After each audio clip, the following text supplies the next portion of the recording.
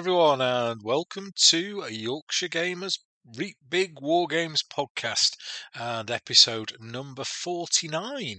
And today I am going to be speaking to rules writer extraordinaire and manager of the semi-final team O Group from the recent Yorkshire Gamer World Cup, Dave Brown.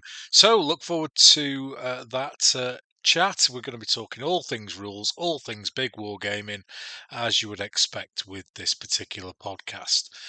And the previous episode, 48, with Peter Thompson of Pro Art Brushes.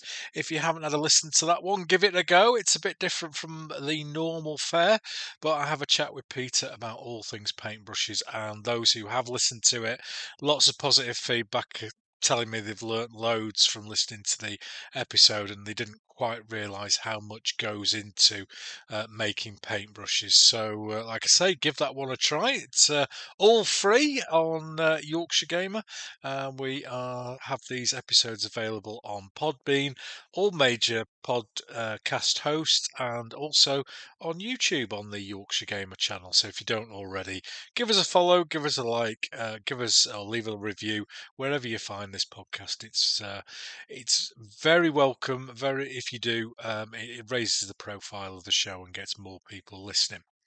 Speaking of which, just before this podcast began, the downloads came to 100,000 downloads for the previous 48 episodes in the various formats that it's released, and that's quite a remarkable figure, 100,000. When I set out doing this, nearly 3 years ago now, couple of hundred an episode I was looking for, and now we're getting to 2,500-3,000 an episode. So thank you very much out there.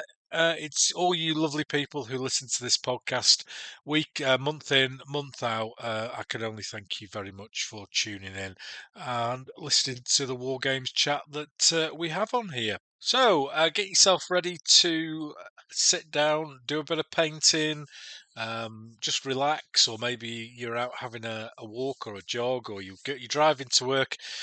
We've got nearly 3 hours of chat with Dave Brown, and I hope you enjoy it. Without further ado, here's the interview.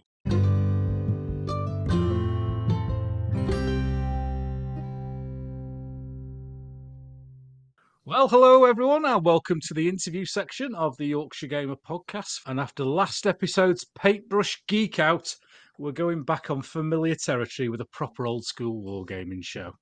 Today's guest is one of the most popular rules writers today, with a vast array of popular sets to his name. He's looking confused now.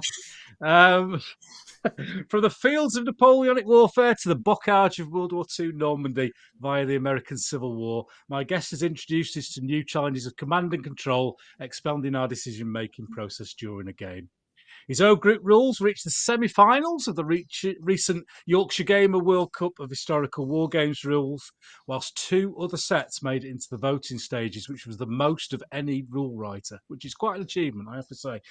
So it's time to welcome my latest guest on the Yorkshire Gamer podcast and give a big warm welcome to Dave Brown. Hello, Dave.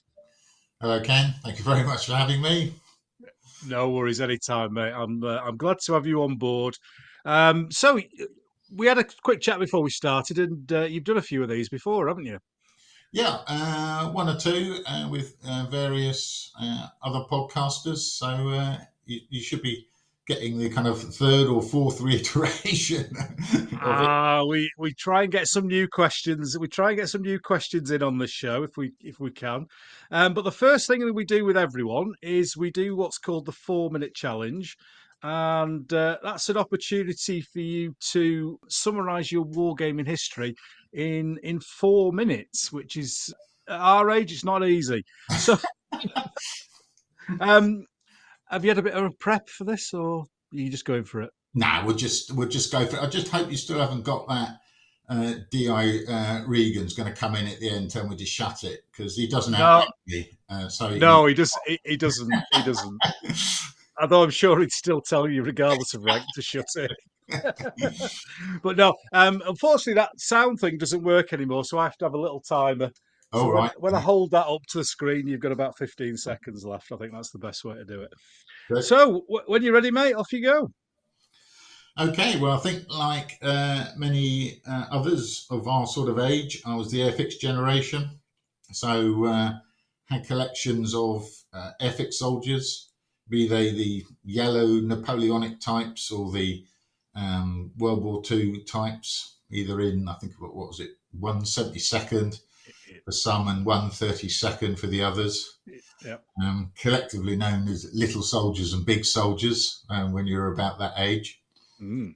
So first started collecting those, lobbed marbles at them like most people did, until I went over to see some friends of mine, or school friends that lived at the farm down the road, and they did this odd thing of playing with a ruler and a dice. Oh, So technical.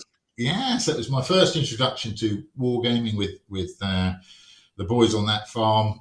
They had things that, if you're standing up, you move 6 inches, charging 8 inches. If you're in the open, you hit a person on 4+. And if it's in a bunker, it's on 6, whatever. Oh, So excellent. that was my very first introduction to wargaming, and then moved on to the next phase was when I saw, I think it was called Battleground on ITV on a Sunday morning or something, and it had Peter Gilder's Waterloo was on, and that just captivated me at that point. And I thought, first time I'd seen soldiers on bases, I thought, based up? What are they all doing on sort of 6 figures or 8 figures on a base? What's all that about? So that led to, I think, which again, in common with many other people, to the Airfix Napoleonic rules by Bruce Quarry. So that was my first proper set of rules. That moved on to then to his Napoleonic campaigns in miniature.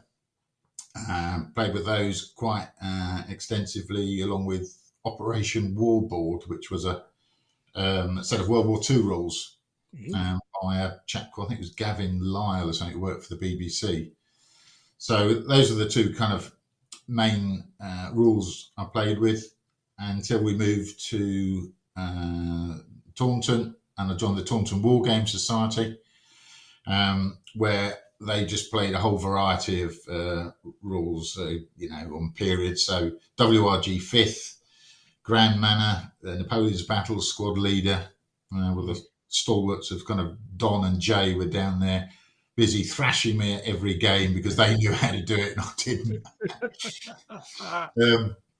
So that was many a good year spent down there with those guys.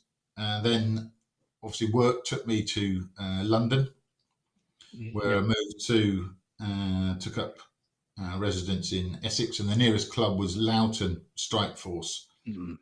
So joined Loughton Strike Force, and they were a kind of pretty solid club in their own right, around their own show that was called Broadsword, I think, at the time. I remember that. Yeah, so down there, they put on shows and did lots of stuff.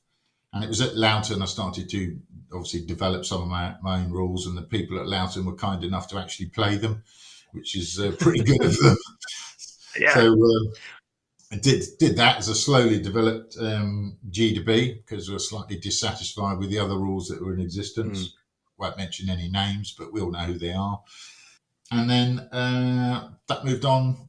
Basically, lots of demo games led to Dave Ryan of Caliver Books inviting Dave. inviting us down to, I think it was in the Tower of London, a kind of demo of Caliver Books. And we put on a Napoleonic battle using my kind of first brief of General de Brigade. And Dave was kind enough to say, look, we're looking for a set of rules. What about these? Do you want to publish them? And it was very good of him, because getting published in those days actually was not particularly easy. So Dave was very kind. We've actually gone over already. I wasn't paying attention. Going on. We'll just tell the audience before we carry on any further that we spent about 5 minutes trying to talk to each other until I realised that I hadn't plugged my headphones in. Basics. Basics. Anyway, thank you very much for that. We'll get through loads of stuff there. It was just a little light-hearted attempt to try to get through a lot of years of wargaming. So the first part of the show, as always, is more around you as an individual, as a wargamer, than the rules writing that we're going to talk about later on. Do you have a setup at home that you work with, or did you play games at home? Yeah, it's only a relatively modest setup. It's 7 foot by 5 foot up in the loft extension, which is the only place Her Imperial Majesty will allow wargaming to go on. Yeah. so which is fine. The vast majority of my games are 15 mil, so a 7 foot by 5 foot table is a good size for that. And I can play games either with Christopher, my son, or other people who wish to venture up, and it also enables me to play test loads of scenarios. So by laying it out on a 7 by 5 table, I know I'm probably catering for most size tables or an average table. And if it works on that, it's probably going to work on other tables. Yeah. So do you generally game at home then, or do you have a club as well that you go to? No, I'm still with Loughton. So still there, not been thrown out. Yeah, no, not yet. They haven't done the wine. That's right. So yeah, it's been going on. Because I've been at Loughton since probably about, I don't know now, 1990, 1991. Yeah, once a week.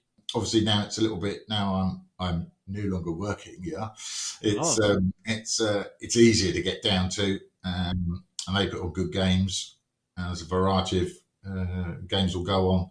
So it's Napoleonic, ancient, fantasy, even. And what's even worse, you'll like this, naval. That goes. Oh, but naval. You can have a bit of naval. World War II, you name it, 40k stuff. It's not a particularly massive club, but it's pretty dedicated. So the core of about 10, 15 people that are pretty dedicated to it, and there's some very good game modelers, etc. in that obviously when Loughton put on shows at Salute, put on games at Salute rather, there are some pretty good modelling feats that some of these guys can produce. And have you found that you are getting new members over time, or have you kind of got a hardcore that have been there for a long time? It basically fluctuates. I think it moves from when I first joined, there was quite a few, and then it gradually declined as people effectively just move away for different jobs, don't they? They leave, get a job somewhere else, etc. So it declined a little bit, and then it gets a resurgence as you get a group of new people all join, and then so it basically just keeps rolling over. I think about 15 to 20 has been about our standard. But yeah, we've had a couple of people join quite recently. Interested in Napoleonic. Good, yeah. Because we seem to be going through a period where there's gaming within shops, usually fantasy 40k, that sort of thing, and people are going along there and kind of renting a table. And that seems to be quite popular. There's one just opened here in Pudsey where I live, and I don't know whether they're drawing people away from the clubs as yet. I think probably a club is a cheaper option, but we don't have all shelves full of space orcs or whatever they are. Yeah, that's right. Normally it's a scout shed or something equivalent that. So they're probably not quite as welcoming as walking into a nice store, as you say, with orcs and Tau and Space Marines all across the shelves. You're right. It's probably slightly more. It does. We've got one in just local down the road. So I think that tends to attract your younger, your Warhammer type players. They'll go down there. Whereas I think the slightly people who are working slightly older, who want a little bit more to experiment with different rule systems and different genres, they'll touch the toe in the water of actual clubs, I think. Yeah. I mean, we entice people in with free tea and coffee and the occasional biscuit. So Mm. it sounds like an old people's home, really, doesn't it? We've got a bar. There's a bar. Oh, you've got a bar. Oh, brilliant. Lantern, so you could just wander in, get your pint or your shandy or whatever you want, and away you go. So there are Excellent. some bonuses. Yeah, Yeah. So all the war games clubs out there, you don't need orcs on the shelves. You need tea, cake, biscuits, and beer. beer. And the older generation will come and arrive very, very quickly. Yeah, flooded. Yeah, We're going to talk in detail about the rules that you're known for are Napoleonic's ACW or World War Two. So we'll talk about those periods later on in the show. Do you game outside of those sort of core periods? Do you go forward into the modern era? Do you go back into the spear chucking era? What do you like outside of those three, or do you stick to those? no, I'll happy to play anything. Generally, it'll just be the once, and you'll think, "Why on earth did I play that?" I mean, I have What was that played all a about? number of games. Modern Team Yankee stuff like Yep. that. The kit is I thought, fantastic. what's that all about when I played that? Yeah, it leaves me traumatized after every game. It just think what's this got to do with anything? But Yeah, it's a game system. yeah. It's quite fun. Team Yankee, what's it called? Franco-Prussians, Vietnam, anything like that. So if there's a good game on in the space, even fantasy stuff, we did kind of it's almost like a board game stroke war game of aliens. I think it's called Another Great Day and a Glorious Day in the Core or something, where you're trying to get off the ship pursued by aliens, and all the way down to medieval, 100 Years War, and ancients. I've even played one or two naval games. Oh, hey up.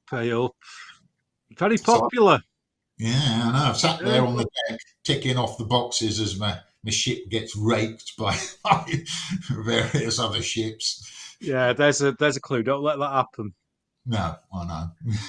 You don't want a third rate fiddling around your ear end. Is Yeah, what is what they say. Apparently. particularly unsavoury. Yeah, somebody said that once. I don't know. Anyway, Yeah, they're in prison now. yeah. So, when obviously you a rule writer, is there anybody as a rule writer that you enjoy playing their games, or how do you feel about playing other Uh, people's games? yeah, no, I don't mind, but it'll always come down to you always analysing. Well, I am. I'm analysing their rules Yeah. and comparing and contrasting and thinking, why have they done that? Why have they done this? Mm. But yeah, I think there are some very good ones out there. Sam Mustafa, I Yeah. think he's produced some very good rules. Archie Conliffe, Mm. I think again he's produced some interesting rules. They're both pretty good rule writers. But yeah, I don't mind it. I'll play play anyone's rules, but it's always sitting there. I'm thinking, I wouldn't do it like that. I'd use this Yeah. time. Well, I can't help it. I just, No. which I'm sure all people do. We're war games, aren't we?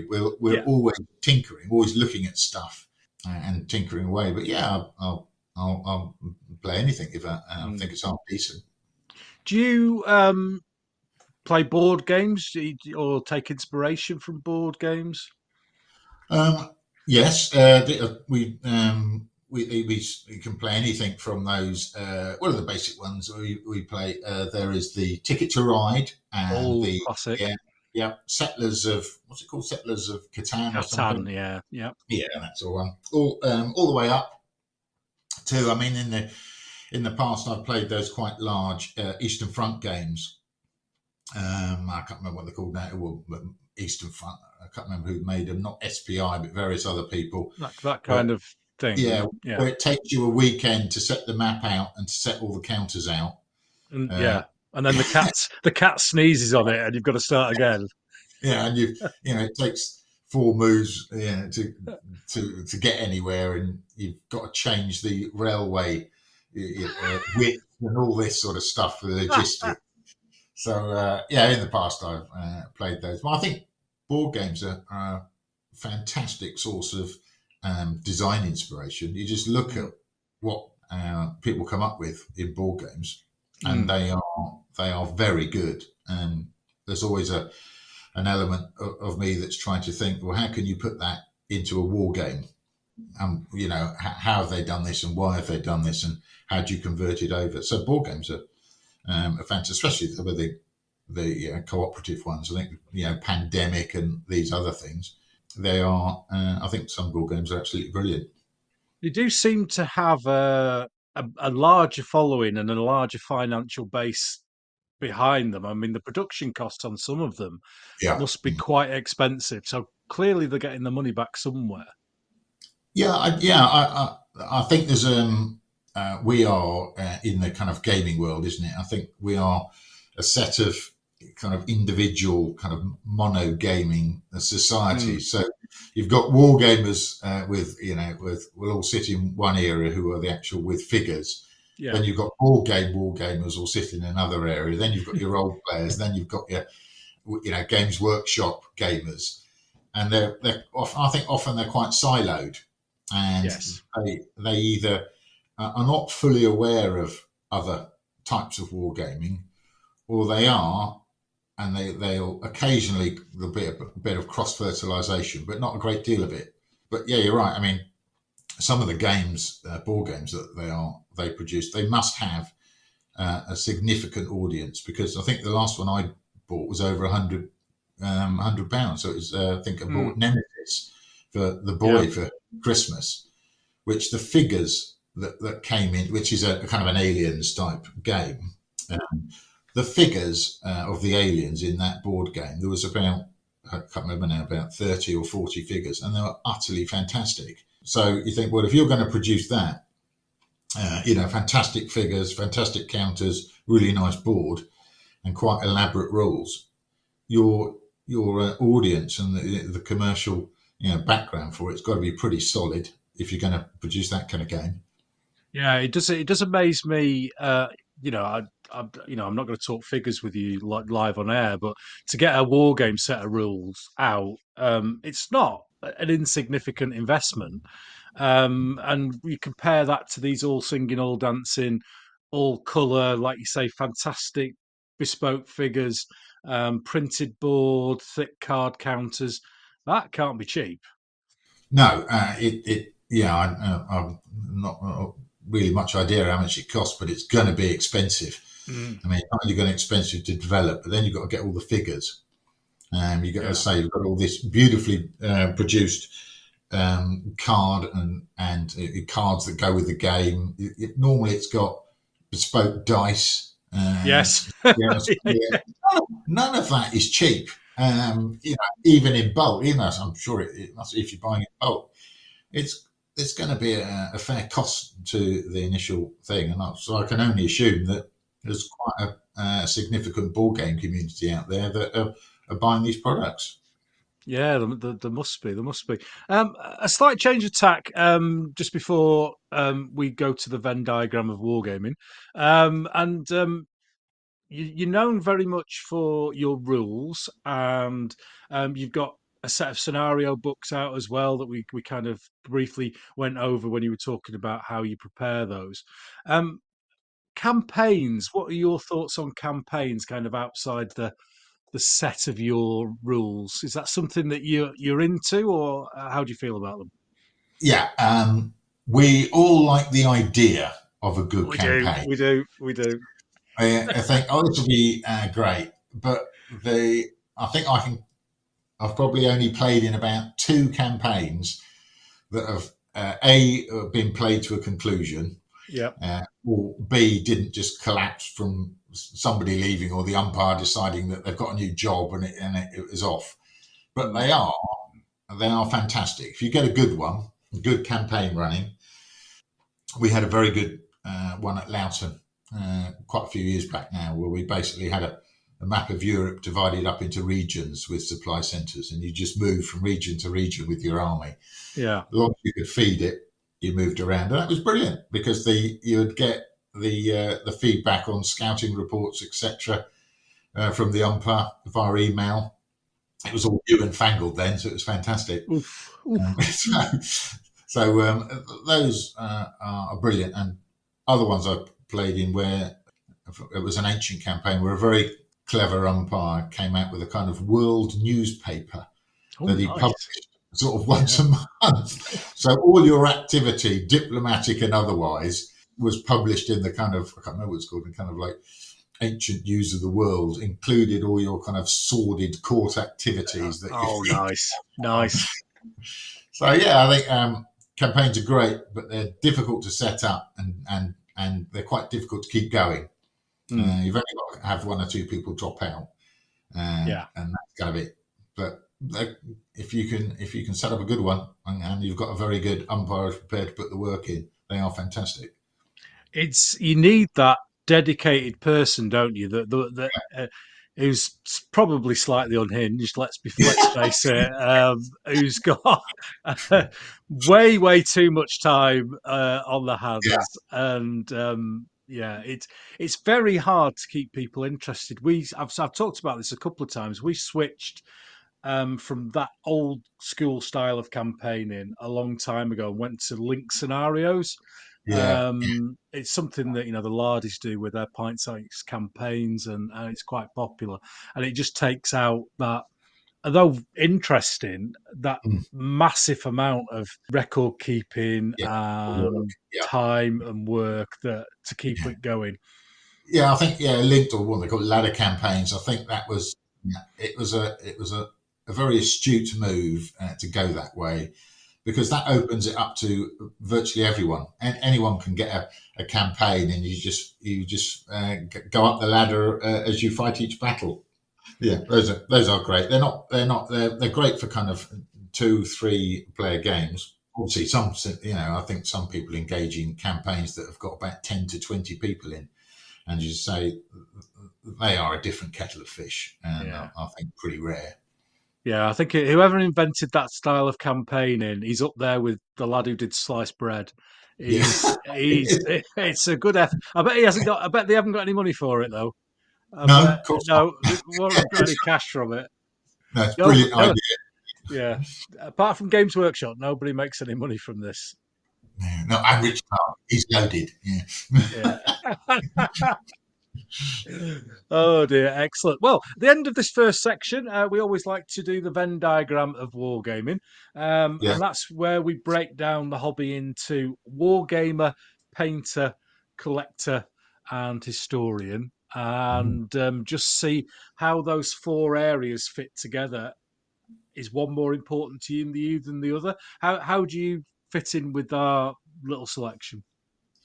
I'd have to say that wargamer is a big one, big circle, and historian is probably equally big circle.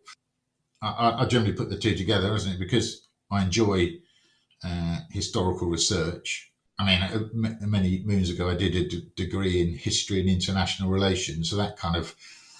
I mean, Andy. Yeah, and I managed to wangle it so that my dissertation was on the strategy and tactics of Army Group Centre during 1941 to 42. So that was. There you go. That's a good one.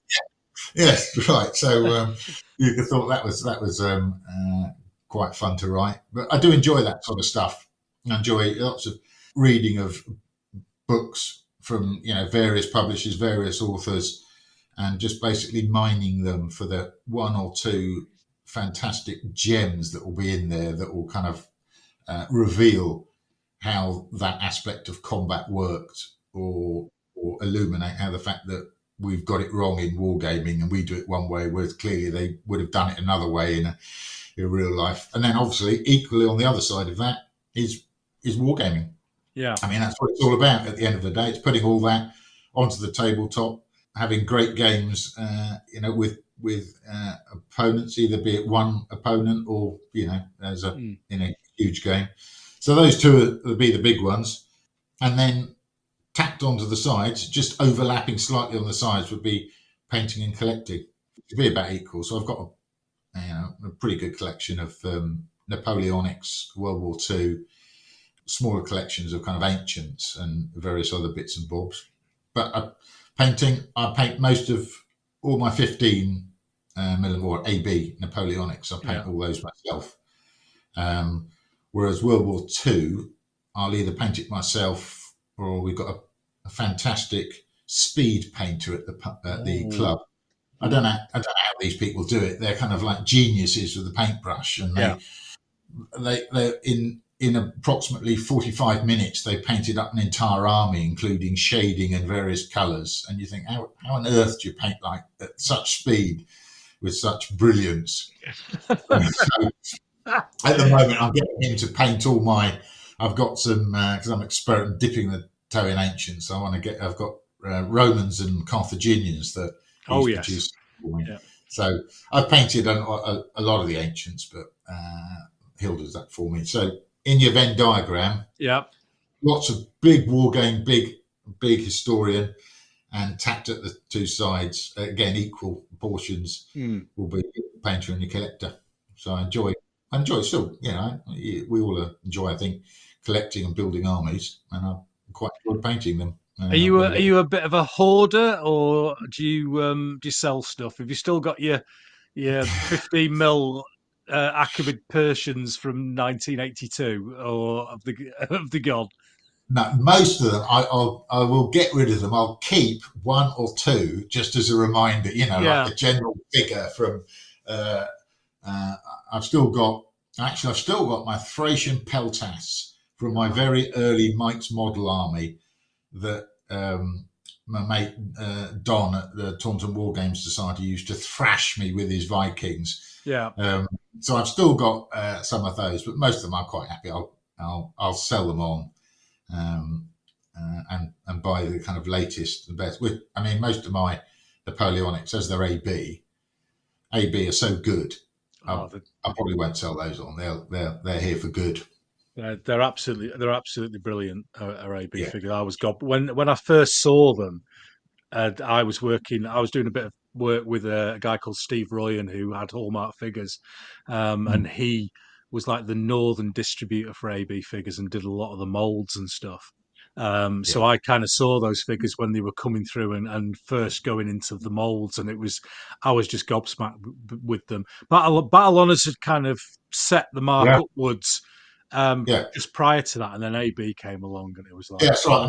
When it first started, I had kind of 50mm minifigs, etc. Then when Battle Honours arrived, I went totally out, sold all the early stuff, went totally to Battle Honours, and then did the same again when AB came along. I'll get rid of it, but generally just to replace it with, if there's better figures that are coming out, that's what I'll do. I'll get rid of them for that. I find it hard. I find it hard to believe that there could be another big leap forward from AB, because anatomically, is that the correct word? Yeah, it could be. I'm in Yorkshire, nobody knows. They look realistic. When I get to, and I don't know. Is Tony Barton still around? I don't know. I've not seen him. Yeah, he does. He's still producing stuff. Yeah. Brilliant. I don't know whether his eyes are still doing 15s though. He did a lot of 20 mil World War II, hasn't he? Yeah, he does both. So, and there are small additions to the 15mm range or 18mm range. It still keep coming along, but I think Tony Barton, along with the Perrys and Empress, I think are all utterly fantastic figures. We are spoiled. We are spoiled for choice these days. We definitely are. We definitely are. Certainly moved on from the Mike's models I first bought. Yes, Mike's models, Peter Lamming. Oh yeah, Peter. Yeah, some of those I wasn't sure whether they were human or not. Yeah, well, you paint on it all the detail, so it was basically just like a basic dolly with a musket. Yeah, but back in the day, you thought they were brilliant because there was nothing else. I remember. They were I had a friend who had a 15mm Crimean setup, all with lambing figures. And Yeah, I mean, I didn't know that, 10 or 12, I knew about the Charge of the Light Brigade, and that was about it. So it was just amazing to see this big collection of Crimean figures.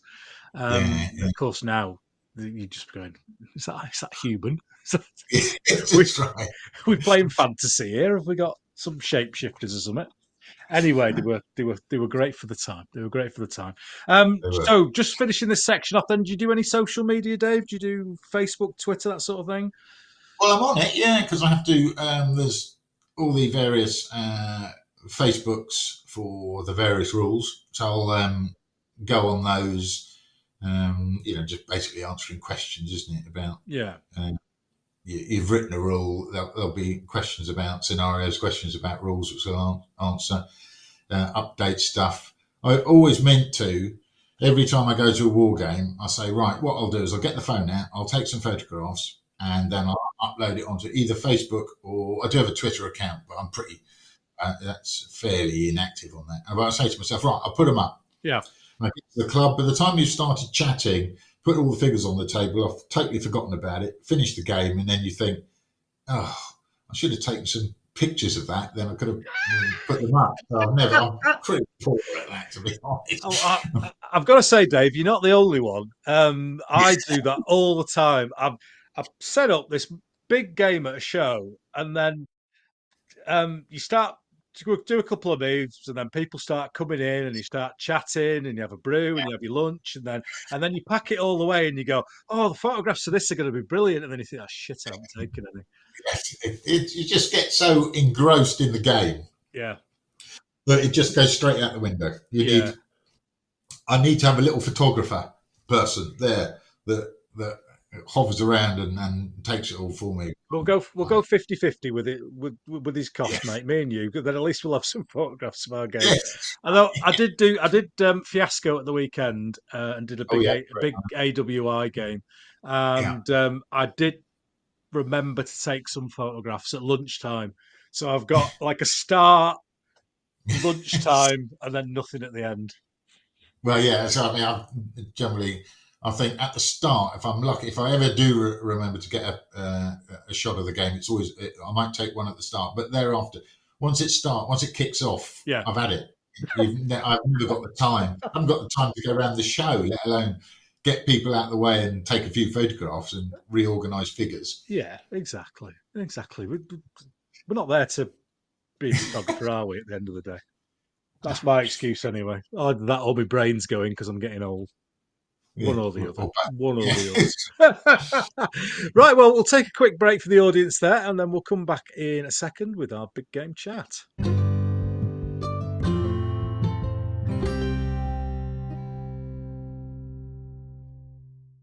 Well, it's the second section, and regular listeners will know that it's our big game chat. And regardless of what our guest does or thinks about big games, they're going to bloody talk about it because it's my show, and that's what it's all about: big games.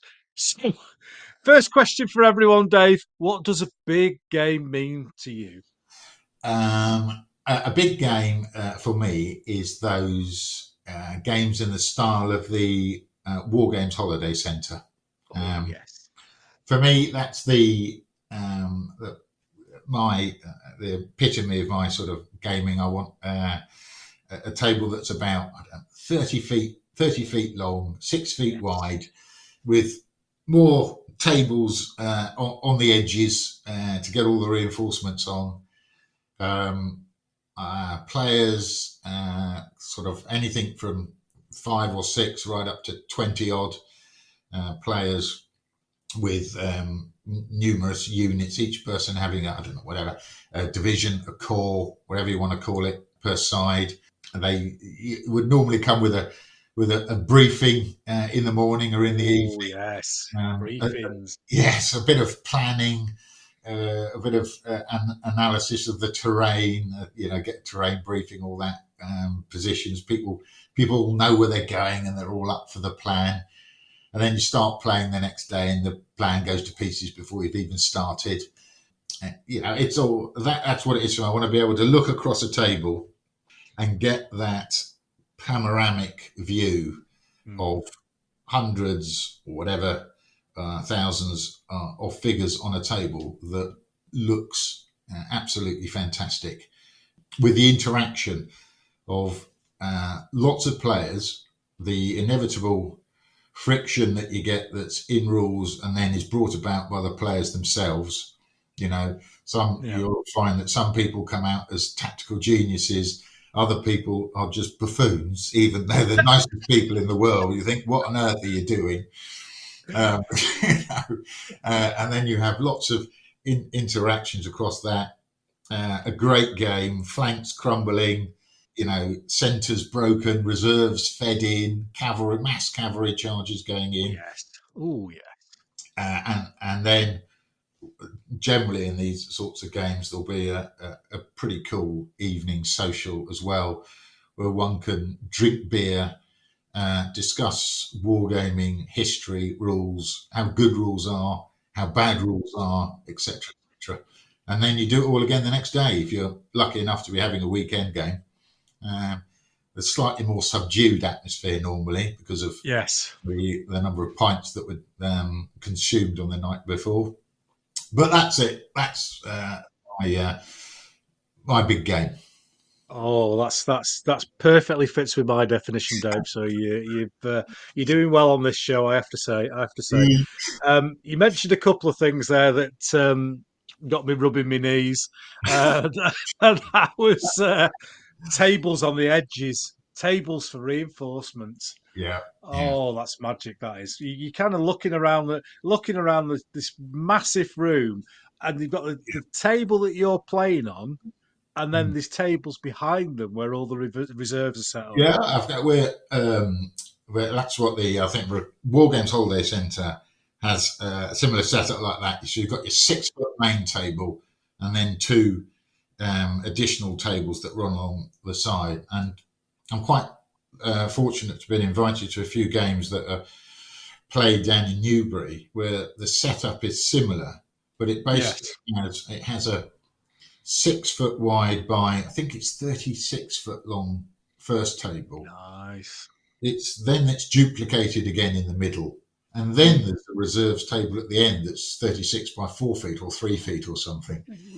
And those games are fantastic because you just get that. You've no idea what is happening over on the far left flank. No idea. You don't really care either, quite frankly, as long as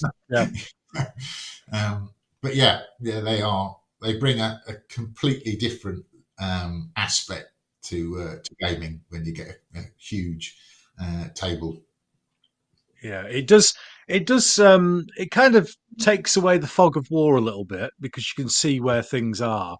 But if I've spent, in some cases with some of my collections, 40 years building a collection, I don't want it sat in a box under the table acting like for fog of war. I want it on show somewhere. I'd rather see it. Yeah, I think there's two aspects. In some games, isn't it, or some setups, they would use tiles or something. So there's nothing on the board when you come in. But for me, that loses, although it's probably more accurate, it loses the wow factor because you want to come into a game and you want to be introduced to that wow factor. You want to see thousands of troops on a table, all the heavy cavalry lined up in the rear. And for me, the fog of war is created by the fact that you haven't a clue what's going on anywhere else apart from your sector. You'll be engrossed in that game, stick your head up after 3 hours and realise that your right flank crumbled about an hour ago. You didn't even notice. Yeah. So there's swings and roundabouts there. You kind of hear the cheers at the end of the table or the groans, and you're kind of wondering what's going on down there. I've got no idea. You come across and you just think, oh, what's Nate doing? What's Nate doing? Do you tend to game in those games with the same people? Do you get to the point where I am personally, where I tend to game with the same people, so we kind of know what style of player they are. So you might have somebody who's always very defensive, so you kind of know that they're not going to go outside of their area of control. Do you go through that as well with the people you game with? Yeah, well, it tends to be a small core of people that you know well, Yeah. and so you kind of all go up together. But in the larger games, then there'll be this extra outer layer of people you've either not met or you've played with occasionally, and you're not fully aware of it. I think one of your guests was Rowan, which I met at one of the newer games. Yeah. Absolutely, a perfect gentleman war game, a really good bloke. And I've never met him before, but we had a great game. So yes, there's the inner core of people that that we tend to go up with, and you think, right, there's whoever it is, whatever, and you go, I know he's an infantry commander. He's never Yeah. to be trusted with cavalry, so you Yes. just don't give him cavalry. Whereas there are other players where you just think, you're cavalry. All you're going to do is charge from turn one, regardless of what's in front of you. So, we'll give you some cavalry, etc. Obviously, you wouldn't let them anywhere near the Imperial Guard because they'd ruin it. Yeah. Whereas the other players, that's just, it's pot luck, isn't it? You don't know what they like, and that's good. That's another aspect of command and control that you've got to try and manage. I really enjoy that aspect of it. When you're on a smaller scale game, you have to kind of artificially bring in friction, especially if it's a 1 versus 1. But when you play in those big games, the friction comes from the players. Yeah, absolutely. I think you're right. I think there should be a bit element of friction down at the kind of division or brigade level, but there's also that much higher friction at the top command level, where you've said you were supposed to be holding on the left flank. Why have you sent in all your reserves and it's only 12:30 on day one? You were supposed to hold. Yeah. Or the other is usual. You were supposed to be the get up quick, fast attack to pin them down. It's now 3:30 on day one, and you appear to have only advanced with 1 battalion. So it's great. Yeah, it's great. I think that brings a realism in a bigger game to rather than artificially removing control away from things. You are introducing player control that you have, apart from berating them in the bar later on. There's just nothing you can do. No, that's right. Yeah, it is. It's very good. It is. You do get your kind of your Bernadottes and Grouchys and hesitant generals will come out, and despite whatever you've said before at the briefing, it's an irrelevant. They will play in their style, and you've just got to accept it, and you try and manage the battle to cater for the fact that your all-out assault is now grinding forward at a snail's pace. You might need to change the plan a little bit. Exactly. And is that your favourite type of game, or do you enjoy the smaller 7x5 games as much?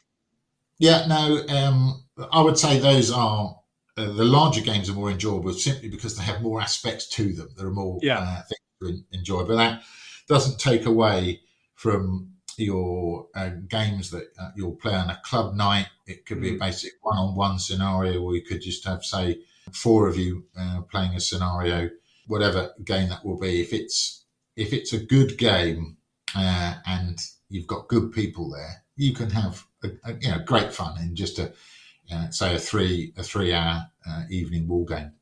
So I'll play either.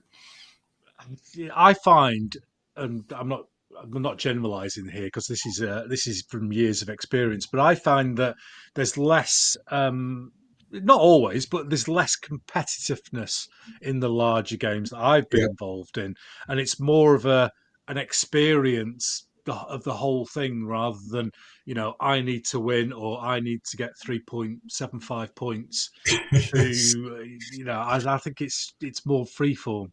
Yeah, I think you're right, because there's far less in a large game. There's far less that's under your control. Yes, and Therefore, players just have to accept the way the battle is unfolding. They can have very little influence upon it. So they'll play in a kind of a different style, and there'll be a different look. Whereas, if you're playing on a 1-to-1 or two against two, you've got much more control over that game and much more control over the outcome. And also, as we all know, if you're just playing on a 1-on-1 game and you lose, you can't blame anyone else. Exactly.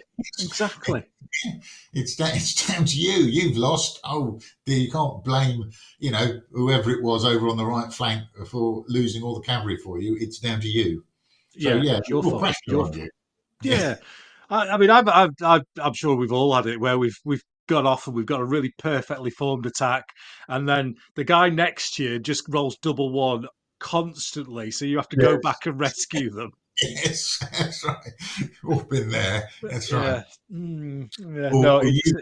You've gone up against someone who's rolling nothing but double 6, 10, and 11 time after time, and your entire attack just crumbles. But I know what you mean. Yeah, frightening. So, what? Can you remember some big games that you've particularly enjoyed? Yeah, the ones that kind of stand out. We did a series of games at the National Army Museum in London.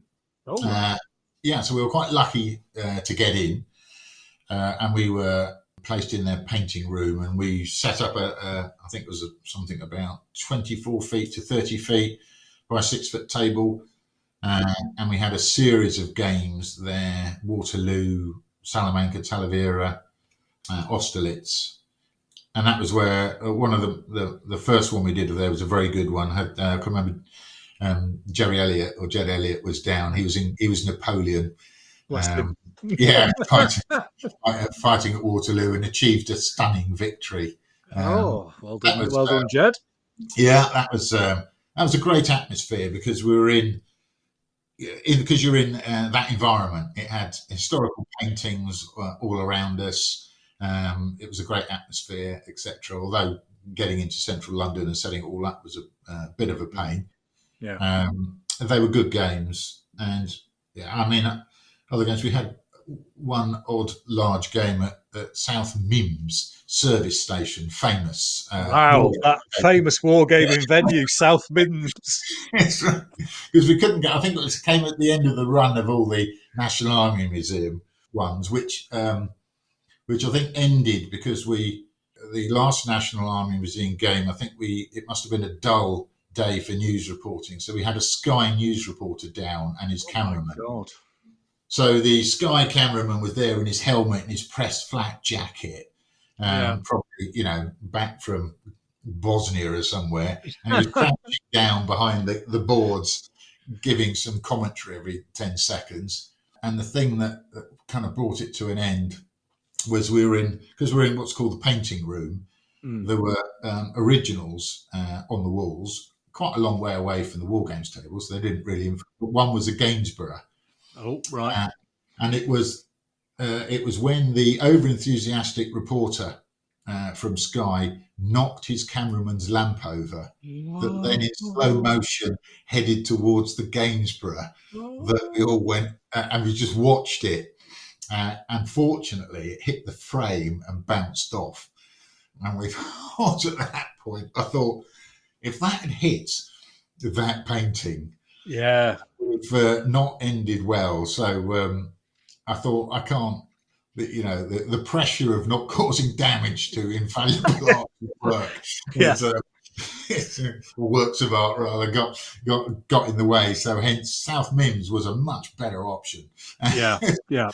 And we had a double game there we had Waterloo and the Prussian front on one game, and Yorktown, which my colleague Mark Urban set up at the other. And that was a great game simply because of the atmosphere that it was played in. I can remember stopping to catch my breath at one point, and all you could hear was raucous laughter, shouting, screaming about dice rolls, etc., etc. And I just thought, oh yeah, this is a fantastic atmosphere to be in. So it's really enjoyable.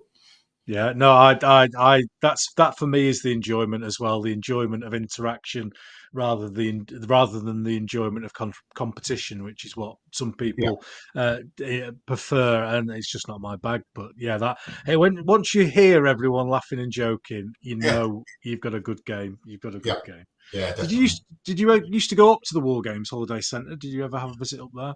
Yeah, when I went when was it Mike Ingham and Yes, Jed Mike. were there? Yeah, So I did went up twice. Did Waterloo because I had to do that because I of think it was all the course. guild stuff that was that first got me going, and then we did Vargram. Um, Great days. I can remember it took we drove up there, had a fantastic couple of days, and then the 5 hours of driving home was critiquing the rules in the most harsh of fashion as you do. Um, but yeah, they were great. And then I think it moved to when Mark Free took it over. It's down in Basingstoke, and yeah, we've as a group of us we've been to Basingstoke a good number of times now, probably 10 times or so down at Basingstoke. It was great with Mark's original place. Yeah, Mark's a great guy. I mean, he's been on the show a couple of times and great host, and has really kept the spirit of the War Games Holiday Centre alive. I think he's done a cracking job. Bless him. Yeah, yeah, Don't tell him though. Don't tell him definitely. I said that. Oh dear me. Right. So just a little thing that's come to mind while we were talking there about the National Army Museum and stuff.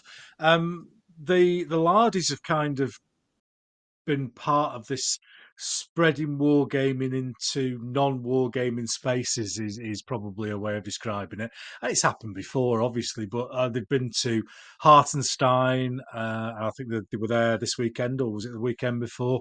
And also to the We Have Ways Fest. Yeah, Um, do you think that's a good way, or of trying to spread the hobby? It's something that we've kind of dipped away from, I think, as a hobby in general. It seems to be coming back in vogue. yeah. No, I think it is. If we hark back to what we mentioned before about we're all in these silos. Yeah, I can remember a military history author told me basically that the top selling books for male readers, for males in the United Kingdom, is science fiction and military history. yeah, So there's billions of, slight exaggeration, of people that are interested in military history in one form or another. But we're all in these silos that rarely meet and rarely overlap. And I think the We Have Ways Festival was a perfect place to place a war game because all the people that will go to that will probably have an awareness of wargaming, but won't quite understand how it works and how all the pieces come together.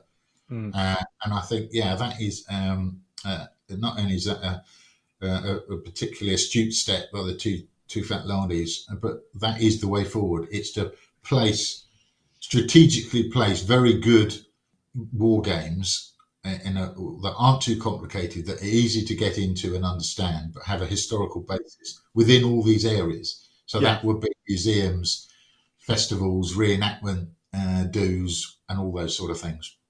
So Yeah, yeah, and I think the careful choice as well is important of where these are because I remember it might even still be going on. There used to be a war game show that was in like a shopping centre, and I can't think that my auntie Doris is going to be that impressed seeing war games figures, and they're not going to be involved. Whereas if you've already got the people who are going to We Have Ways Fest are already mad keen military historians, aren't they, yeah, or yeah, yeah. interested in it anyway?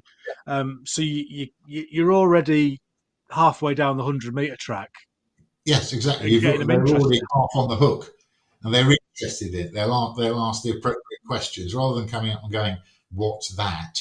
Yeah, They'll know what that is. They'll go, "Oh, that's they'll go, "I know that's a Sherman, but how does the Sherman work in this game or this environment?" Yeah, as I say, because they're already halfway there, they're already halfway to being a war gamer. yeah, exactly. What so just going back then for you, what was the thing that got you into big gaming then? Was it the the Battleground series, or was it a game at a show that you saw? How did you get drawn in? Yeah, it wasn't. There were virtually living in rural Somerset in my early days. There was no shows. I think there was one in Bristol at some point, but that was a long way away. Bristol. Yeah. You Oof. know? Another So world. Another yeah, world. so pop on my 3-speed rally bike, getting up to Bristol was a bit much. But it was battleground. Watching that program, and then just trying to emulate that with my friends. And I can remember once in the school summer holidays, we decided we were put on a game with every single battalion we had. They're all based up to Bruce Quarry. And there was about 3 people at school that did it.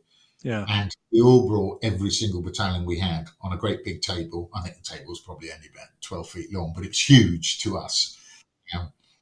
And that's kind of where it started. It's just trying to recreate what I saw on that thing. And then obviously when you go to shows, I think one of the first shows that we went to was Reveille in Bristol, and then some of the other ones, Reading, the Hexagon in Reading. Yes, yeah. Classic. Yeah, and then you saw then some early salutes, and I'm pretty sure there were, was it the Sods or Selly Oaken District Yes, War Game? Oaken District Wargame Society. Found I'm a few sure I on the saw show. some of their things, yeah, that were just massive, massive Napoleonic games. And there was another chap there who did Ancients, was it Tucky or something? I can't remember exactly his name, but he had just massive display games that were on at Salute. So all those, influenced me. Brilliant. I just wanted to recreate them.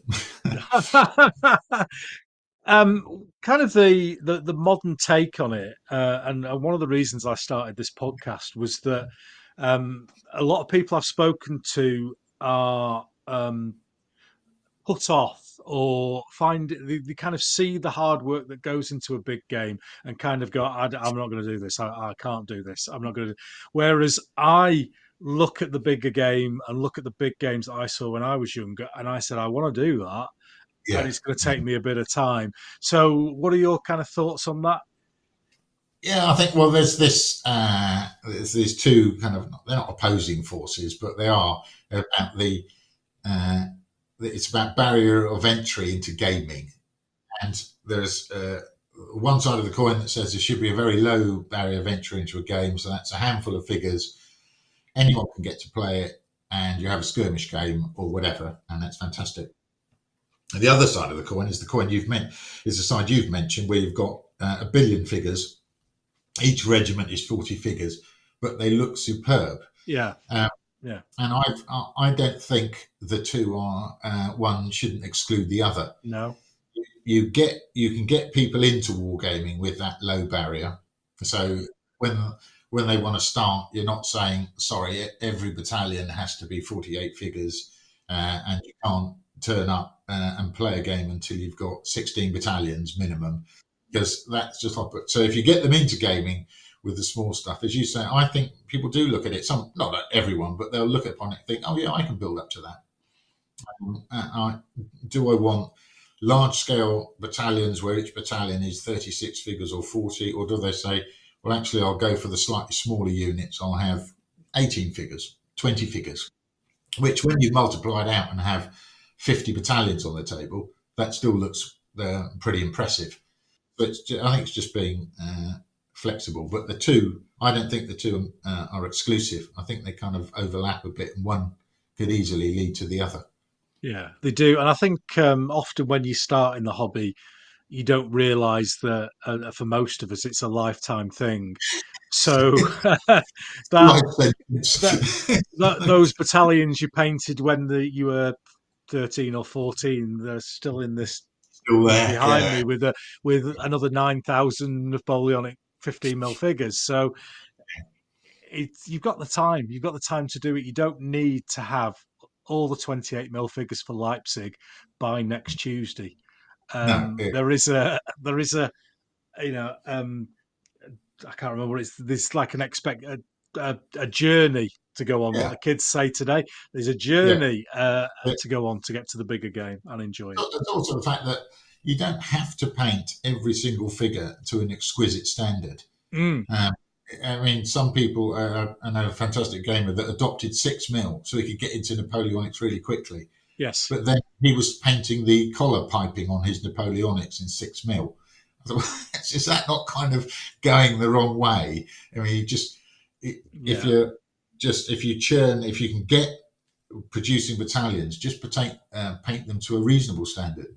They don't need every button there. You don't necessarily need all the shading. That will come, with the better units once you're ready.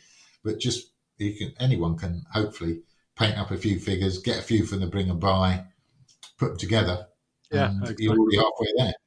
I've got to admit that when I many years ago I painted up some Adler figures which are 6mm, Yeah, 10mm, yeah. 12mm, whatever they are, big 6mm. And I remember Yes. I've still got them up there. I put earrings in the Imperial Guard. No, there you go. Yeah. You've slightly overdone it. So It's I, impressive. I went. You know what? I'm going to stick to 15mm. So I've still got some up there, but I'd never use them. I might. There's a friend who's carried on doing that scale, so I don't know. He might be interested in having them, but there Yeah. we go. Well, thank you very much for that, Dave. That was a lovely chat about big games. We had a good old reminisce about tables at the side of big tables and everything, which is absolutely fantastic. That's what we want to hear. So we'll be back in a minute, ladies and gentlemen, with the features section.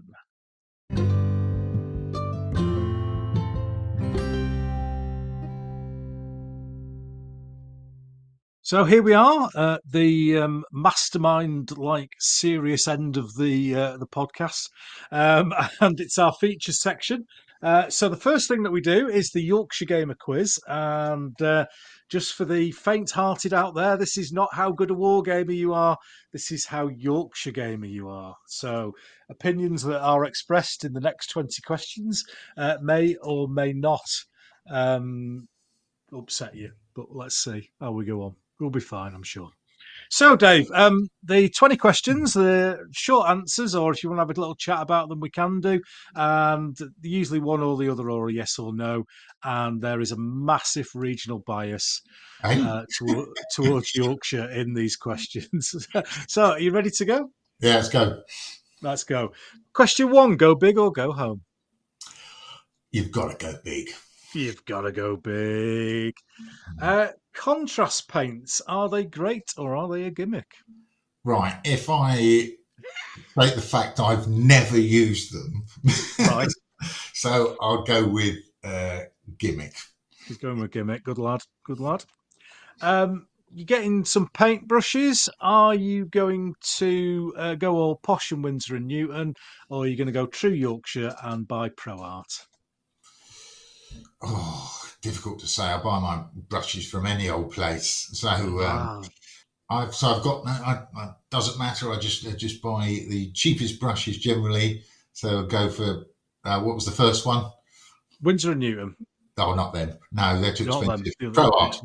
Excellent. Good Yorkshire value. Good Yorkshire value. Question 4. 96 figures. Is that an army or a unit of pike? Well, I think you know the answer to that one. It's a unit of pike that is missing 4 figures. Hey! Oh dear. Mine are based in 8s, so they won't. I can't do 100. I can do 96 Oh, or right. 100. I can do 96 or 104. I can't do 100. A 6x4 table, is that a big game or a small game? It's a small game, but that doesn't necessarily. There's no negative connotation attached to that. Yes. You can get a great game on a 6x4, but that's to me that's just a smaller game. Yeah, I did. Somebody got very upset about that when I started the podcast, and what I did say at the time was a 6x4. I would say was an average game because that's what most people game on at a Wargames club. Down at the club, the average size is probably Yeah. 6x4, which is fine. It's definitely as you say. It's not. There's no connotations for better. Yeah. Big does not mean better. Although it is. Well, hang on, yeah. Oh, he's upset someone. Yeah. Right, anyway, quick, move on. Right, so question 6. Do you prefer a points-based army or an historical order of battle? Well, considering all my scenarios are historical or vaguely historical, I go with historical order of battle, please. Excellent, well done. Well done. You're doing very well so far. Very well so far. Question 7. Mixing paint. Do you go for a wet palette or an old bit of MDF? Right, okay. I normally would just have a bit of plastic or whatever, Yeah. but fool that I bought a wet palette because somebody says they were really Oh, good. yeah. Uh, and I thought, no, they're not. They're no better than what I had before. So Yeah. once the bits of paper have run out, Mm. the wet palette, I'll just use the two outer layers of the wet palette, the plastic top and the plastic bottom will just become the palette because the only advantage I've taken, I'm sure there are many advantages that I've overlooked or not aware of, but it kept the paint wet for a little bit longer and then it went Mm. runny because there was too much water in it and then it just went all watery. So I just thought I'm not actually gaining anything from it. Viewers of this, or listeners to this, will very well know my opinions. It's a good way. It's a good way if you leave it long enough to find a cure for COVID, Yeah, because you get it's got the water, you get the mold or growing. a bit of sponge goes mouldy. Yeah, Yeah. so it'll be Si- the siphon that off. yeah, Try it on a few poorly people and see what it cures. yeah. That's the way forward, I think. Anyway, good lad. Undercoating figures. Do you go black or white? A fantastic gamer many years ago said to me, he said, just stick all the figures on a base, spray them all black, and anything that you can't get the brush to, leave black because you can't see it on the Wargames table. And that was the best advice I've ever had. So black. Yeah, that's good advice. I Yeah. like that one. I like that one. Second regionally biased question. The question is: you're offered a hot drink. Do Mm. you go for Yorkshire tea or do you go for dirty mucky coffee? Right, depends when. If it's in the morning, it's Yorkshire tea, Yep. uh, nothing else. But late morning or in the afternoon, I will accept a coffee as long as it's properly brewed. Right. So I can just between you and I can always remember when I was on an early shift, I Yep. would grind the coffee and have it properly ground, and then I would give that out to my NCOs. Uh, and the senior officer would always come down in the morning and go, I can always tell when you're on Brown. There's that wonderful smell of coffee wafting through the air, and I'll go, I take it you want one then. And so, but tea first thing in the morning, it has to Yeah. be tea because that's refreshing, it cuts through everything, and is kind of what you want at that time of the day. So Yeah. a bit of both. A bit of both. Bit of both. Can't be anything wrong with that. War games units. If it's historically accurate, do you like them tightly packed or socially distanced? All my battalion's tightly packed, Tightly please. Yeah. packed. Oh yes, please. The, I hate looking down a unit of figures and being able to see straight to the back. the only time sometimes when there's a gap in it, I'll accept that. Some people did it brilliantly where you'd seen where the run or the flight of the cannonball had been through the unit, Hmm. and you Yes. had a load of Yeah. casualties on the deck, and it would sort of cut its way through the files. That would be okay, but basically all the rest of them were still tightly packed. Good. Yeah. Like that. Like that. Good idea. So, question 11. Still doing very well. Would you prefer a 2 hour club game or a weekend monster game? Yeah, it's all yeah. Although two-hour club games can be fun, can be very enjoyable. The monster game just has that added elements to it, so I'd always prefer one of those. Excellent, excellent. It's like going slightly off piste with the Nick Skinner question, Okay. and this is avocado. Are they just posh mushy peas? Avocado, right? Okay, so a little bit of history here with avocados. It just I worked in East London, didn't I? London. And in the area I worked, which is kind of Bethnal Green, Shoreditch, that sort of area. During the late 90s, it was slightly started to have a bit of a gentrification, and lots of these little cafes and eateries would pop up. Yeah. You'd go and visit them, you think, oh yeah, that might be nice, and you'd be served smashed avocado on rye. And Oh, quite frankly, an avocado, not only is it only ripe for approximately 10 seconds, it is an utterly tasteless product unless you smother it in lemon juice, salt and pepper, mayonnaise, chili flakes, or anything to actually give it flavour. So, although it's obviously quite healthy, etc., at the end of the day, it's compared to peas. Peas have their own taste, yes. as avocados need a lot of addition to get them to be tasty. So I'm going to go for peas, as you know. Excellent. That's what we like to hear. That's what we like to hear. The death of the avocado is shortcoming on this program, and because when I started this, I thought there would be an avocado line around about Northampton, and everybody north of Northampton would be mushy peas, and everyone south avocado. But that line is getting very very blurred. Overrated. Very, very yeah. I think, in fact, I think Nick Skinner is the only person in the UK who eats avocados. So definitely do not invest in avocados because it is not a good future for them. That's all I can say. Question 13 is the universal question, Dave. Everyone, 47 people before you have all given this the same answer, so there's no pressure on you here, mate. Rebel. So this is round dice, spherical dice. Are they allowed or banned on your table? They are a pointless invention and therefore banned. Banned. We had some chat that percentile dice, wasn't it? 100, 1 to 100 on a round. It was basically a ball, a complete sphere. You rolled it and it rolled forever, then fell off the end of the table. So hopeless. Banned. Banned. Excellent. That's what we like to see. So the Dave Marshall from TM Terrain question. This is, when you're going down the chippy, do you prefer haddock or cod? Oh, I have no idea. I probably couldn't even taste the difference. So let's go for haddock. Excellent, excellent. Right. Good question for you. This one, question 15. Do you like a good table in a set of rules, like a casualty table or something similar? Right. Without treading on perhaps future ground, I've kept a casualty table in General de Brigade 2 for reasons that I'll explain perhaps later or not. Yep.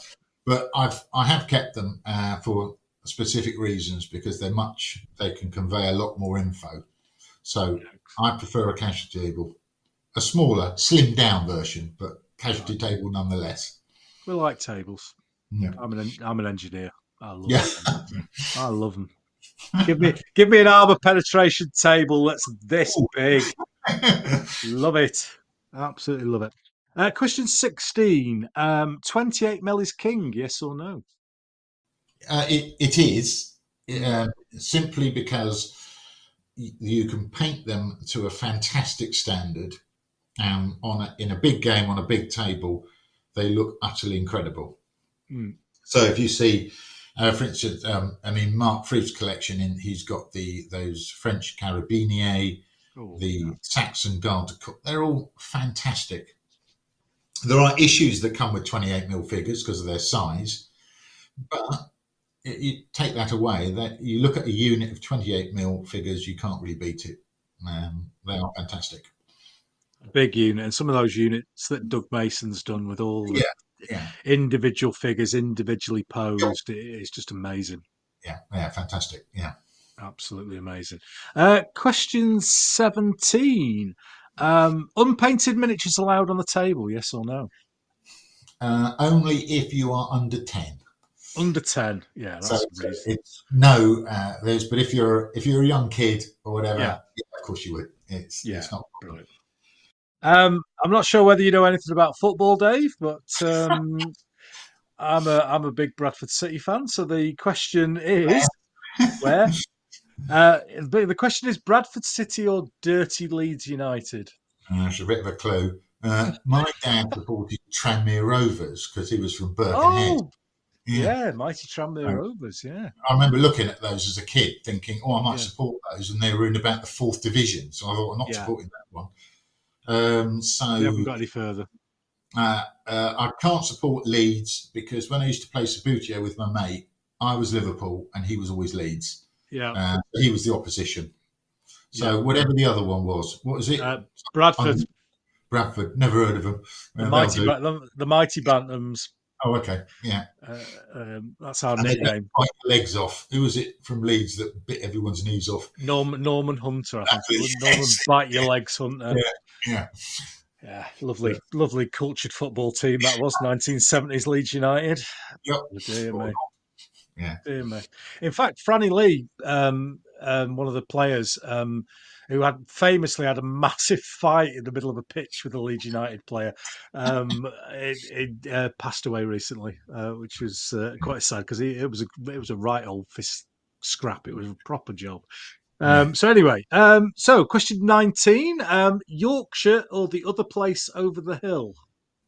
Um, uh, Only, obviously, the north is, as often I look upon it, is it a barren wasteland? Yes, it is. But I know it's not because the only places I've been on numerous occasions are places like Yeah. where's Scarborough's? That's in Yorkshire, isn't it? Yeah, it's in North Yorkshire, that. There you go. So been to Scarborough, been to East Ayton, where some of the East Ayton mob put on a very good war Yes, game yeah, up there that yeah. Henry and other people have gone.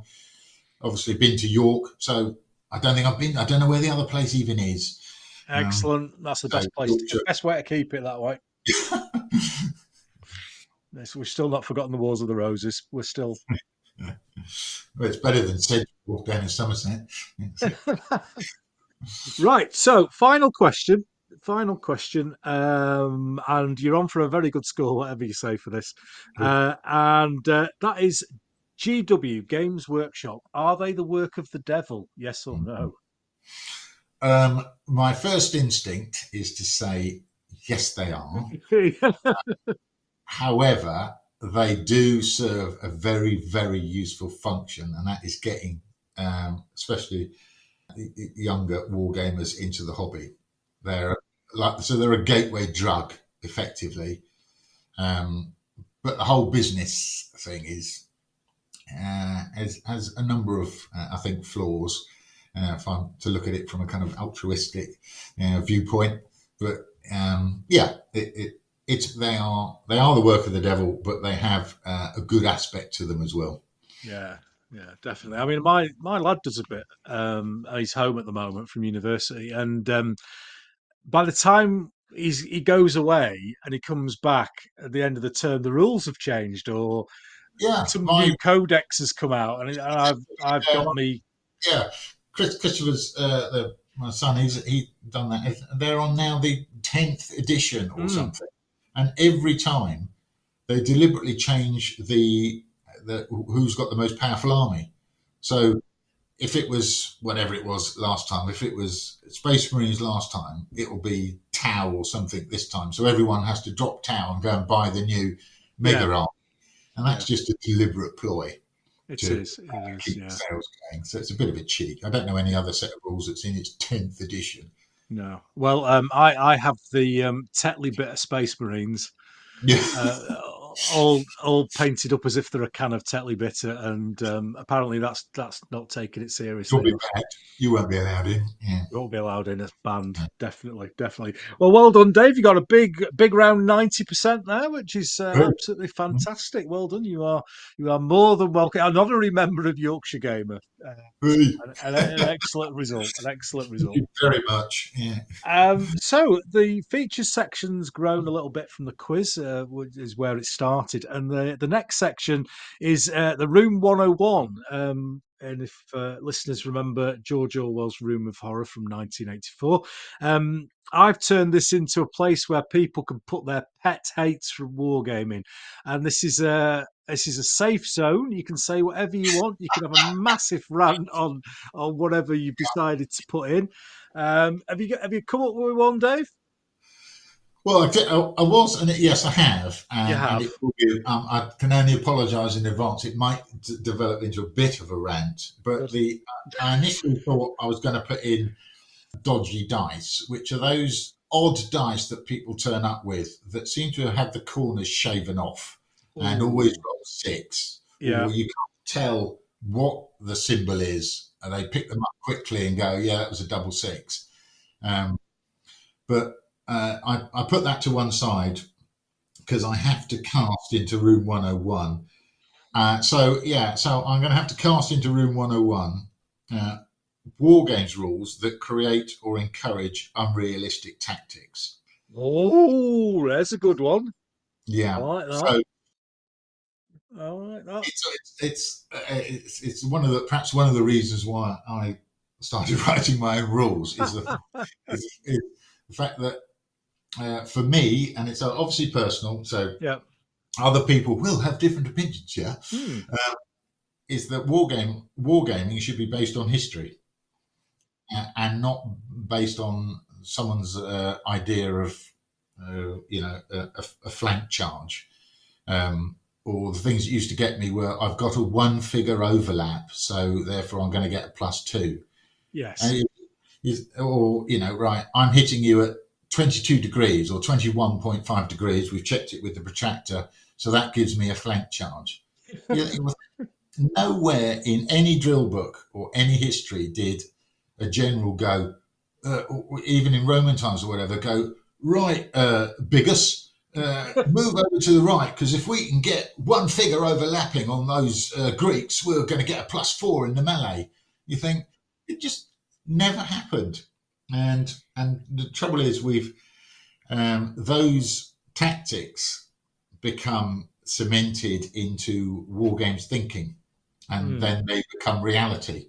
And then if you go against that and say no, there's no, you shouldn't worry about such things as if you leap to World War II, like having trucks and motorcycles roaring across the battlefield, disgorging their troops. I just think, well, why can't I do it in these rules? I played another set of rules where a truck can move 5,000 inches, swerve around the corner, drop all its men off, and then leap off again and be totally unscathed. I thought, well, if you want to be in a 4-tonner moving across the modern battlefield, I crop it fairly quickly. So it's lots of stuff like that. Without mentioning any rules, modern rules that allow you to have Overwatch, Yes. but the Overwatch is advertised to the opposing side with a huge neon sign.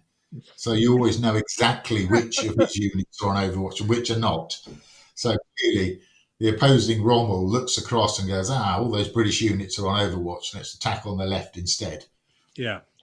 They've got no bearing in history. That's very So true. Very true. it's all that, not necessarily entire sets of rules, but those aspects of Hmm. rules that encourage their game tactics rather than historical tactics. Let's Yeah. cast them into depth. Oh, I like that. I like that. Do you think that this is? Do you think that this is coming from the sci-fi world where units have characteristics and special powers or special actions that they can take that aren't based in reality? Because I hate to break it out there, but Space Marines aren't real. Oh, oh no! There we go. There's 1,000 complaints. Um, but if your orc death chopper or whatever can do, yeah, exactly, um, could do certain things, then when people come across into historical gaming, there is that disconnect between it being something real rather than something that is, sorry, kids, made up. Yeah, that's right.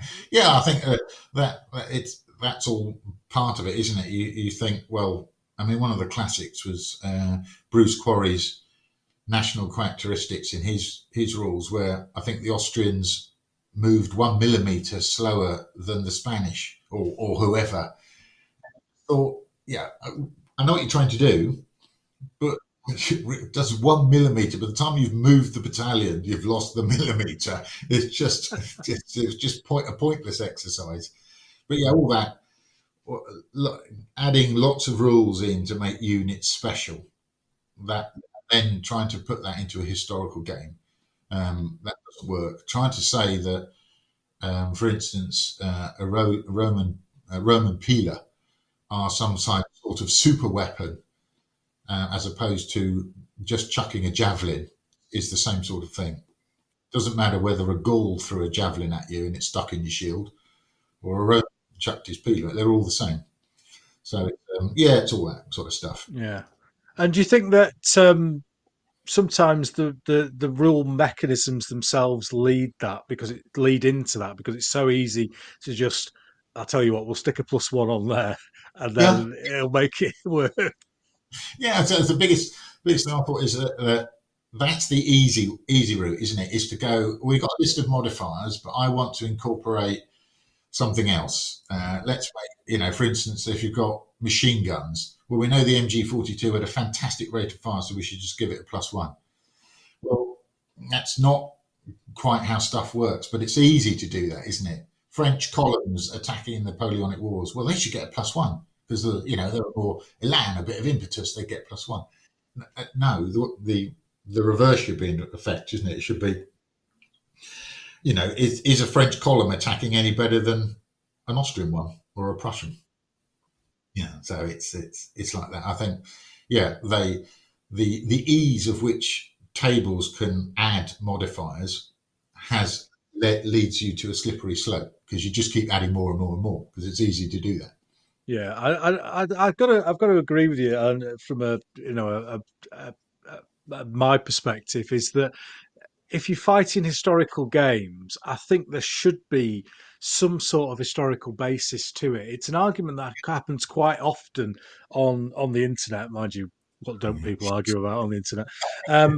But there seems to be this you're gatekeeping, trying to keep people away. It's like no. What we're trying to do is we're trying to recreate some sort of history, Yeah, and so have some sort of historical context to what we're doing, rather than just having a game. yeah, And I can say it on here because I'm in enough trouble as it is with whatever I say. But things like Team Yankee are quite clearly a game, yeah, yeah. and great. People love it, people enjoy it, and people get on with it. But you've just got to see the tank parks that move around and think, if I'm an Well, artillery commander, I, yeah, I mean, I, as you've mentioned it, as you say, Team Yankee's great if you want just a game and you get loads of models on the table. yeah, It's great. hmm, It has no bearing whatsoever on modern warfare. yeah. None of it. I won't go. I won't have a rant Yeah. about Team Yankee, but the fact that you can, it hasn't even got the neon Overwatch. It doesn't even allow you to do that. It's just, it has no bearing. Yeah. More history in our war games. Dave Brown says more history in our war games. There we go. There's a show title for us. I do like that. And then the final part of this little section is the Desert Island war game. And you've been cast away on a desert island like the Radio 2, Yeah. and you get to take any war game that you want, any size, any number of figures, any period, anything that you'd like. The game that means the most to you. What would you like to take to your desert island? Yeah, I've touched on this before. I mean, other than one of those mad SPI games, which I wouldn't do because it get blown away in the wind or Yeah, get wet. yeah. I would take Lock, Stock and Barrel. I would take Peter Gilder's entire Waterloo setup, which I think Mark Oh, Freed has now got. So I'll yeah, take all that Waterloo terrain. I'll have yeah, all the French army. I'll have the yeah. Prussians, and I'll have all the French. Thank you. All Oh, in, brilliant. undercover nicely Yeah. on my desert island. If you can drop Oh, it in, fantastic. That'd keep you going for a few weeks. That yep, would most you could definitely. play Most that, replay that to your my heart's content for years. Still got rescued.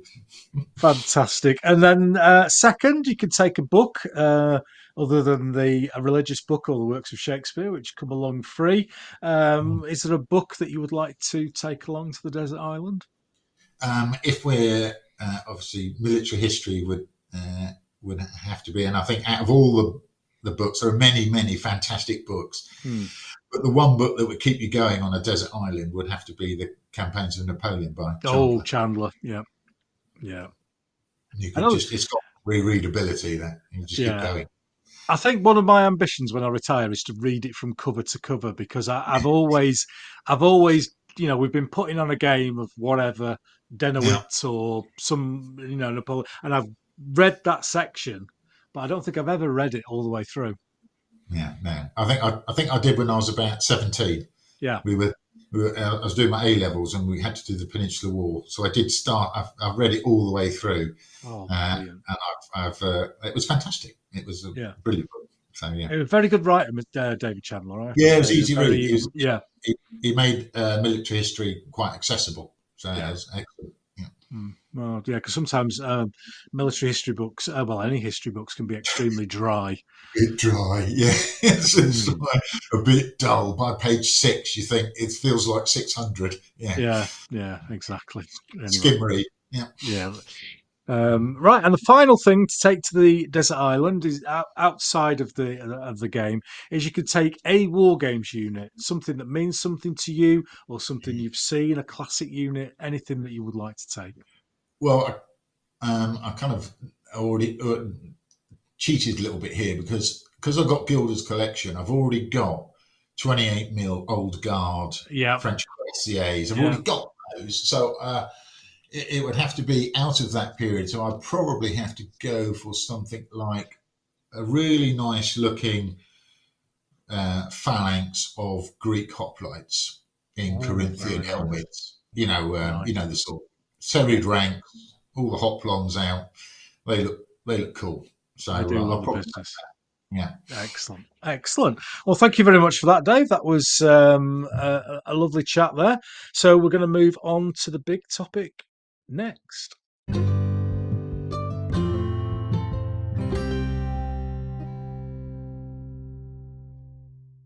Well, welcome back to the final section of the podcast, and obviously we've got Dave Brown here, and we're going to be talking about Wargames rules. We're going to be talking about Dave's Wargames rules. We're going to be talking about other Wargames rules, mechanisms, all sorts of things. Anything could happen in the next half hour. I think they said on Stingray, didn't they? It might be more than half an hour, but anything could happen. I suppose, Dave, the first thing to talk about really is how you got involved in writing your own sets of rules. Where did the spark come from to go, you know what, I can do better? I think it started with those very fine set of rules called Grand Manner. They produced some great. They did look good, so we can't knock good old Peter Gilder because he kicked it off. But I do remember distinctly when we played a game, I had the 95th Rifles, and the rules did not permit me to place them in skirmish or open order. Right. And I thought, that's kind of odd. One would have thought that the 95th Rifles would be able to do this. And that was kind of got me thinking. I decided that I would rework aspects of those rules. And in the reworking of those rules, I got to the stage, I was reworking so much, I thought I'll just do, this has become another set of rules, which obviously ultimately became General de Brigade. But that was the kind of the trigger. It was playing rule sets such as Grand Man. I mean, there were other rule sets as well that we'd already played. You're thinking, I'm not too sure that this kind of works. This fits with my, I don't want to say vision of military history, because it's not a vision. It's of all the reading you've done. So you combine your reading of military history and your experience in life, some of the stuff you've done. I had Branches of War Green for a few years, etc. So you put all that together and you just think, well, that just doesn't appear to be right. I mean, one of the things was about the fact that there was no command and control in some rules about above the battalion. So the battalion could whip off and go wherever it wanted. Yeah. And you just think, well, there is a command structure normally in a military environment. So the idea that you could drag a French line battalion out of its brigade structure, send it all the way over to the left flank because it's kind of convenient because the game is developing that way, isn't right, or didn't feel right for me, and it didn't reflect history. There's going to be a brigadier somewhere pointing and shouting a lot. So if you can imagine the fact that, Colonel whoever Smith says, listen, General, I'm just over off to the left because I feel that's the right thing to do. He wouldn't be a colonel for very much longer. No. So it didn't happen. So it's those sort of things. It was the aspects of rules that I didn't feel reflected history. Took me down to decided I'd do it myself. It wasn't a conscious decision. It just evolved as I went along. Did you find that you've always been before that a rule tinkerer? Because there are lots. I do it. There are lots of us out there, rule rule rule tinkerers, who like change a little thing, house Yeah, rules, etc. is very very common. Whereas other people are very very rigid with sticking with what's written in the rules. Did you always find that you were yeah. a bit Yes, of I a mean, I would. Yeah, I mean, I can remember modifying quarry rules, etc. Basically, without putting a too fine a point on it, it's when the rules were wrong. yeah Obviously, in my opinion, they're wrong. You think that just doesn't work. Change it. I mean, I played a medieval, I can't remember, 100 Years War, War of the Roses game where it ended up with lots and lots of small units running around independently all over the battlefield. And I was right. right, just it's not. I don't recall anything that said every single unit ran around on its own.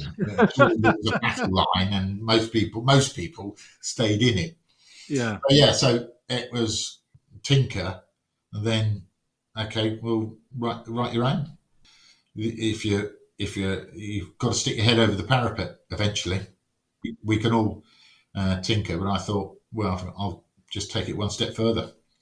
Yeah, I mean that was one of the questions I've got coming up. Really, is that um, what was the thing that got you to go from where many of the people who are listening to this podcast will be now in the little house rule here and there, to then go, you know what, I'm going to bloody do one myself. Uh, how you mentioned a little bit in your 4 minutes at the start, but we can go in a little bit more detail here. Is what? How did you get to that first sort of printed copy of rules that you could hold in your hands rather than 27 bits of A4 handwritten sheet? That Yeah, that's right. Yeah, it was basically it's a question of right. You write your set of rules that you think are going to work. Then you just play test them.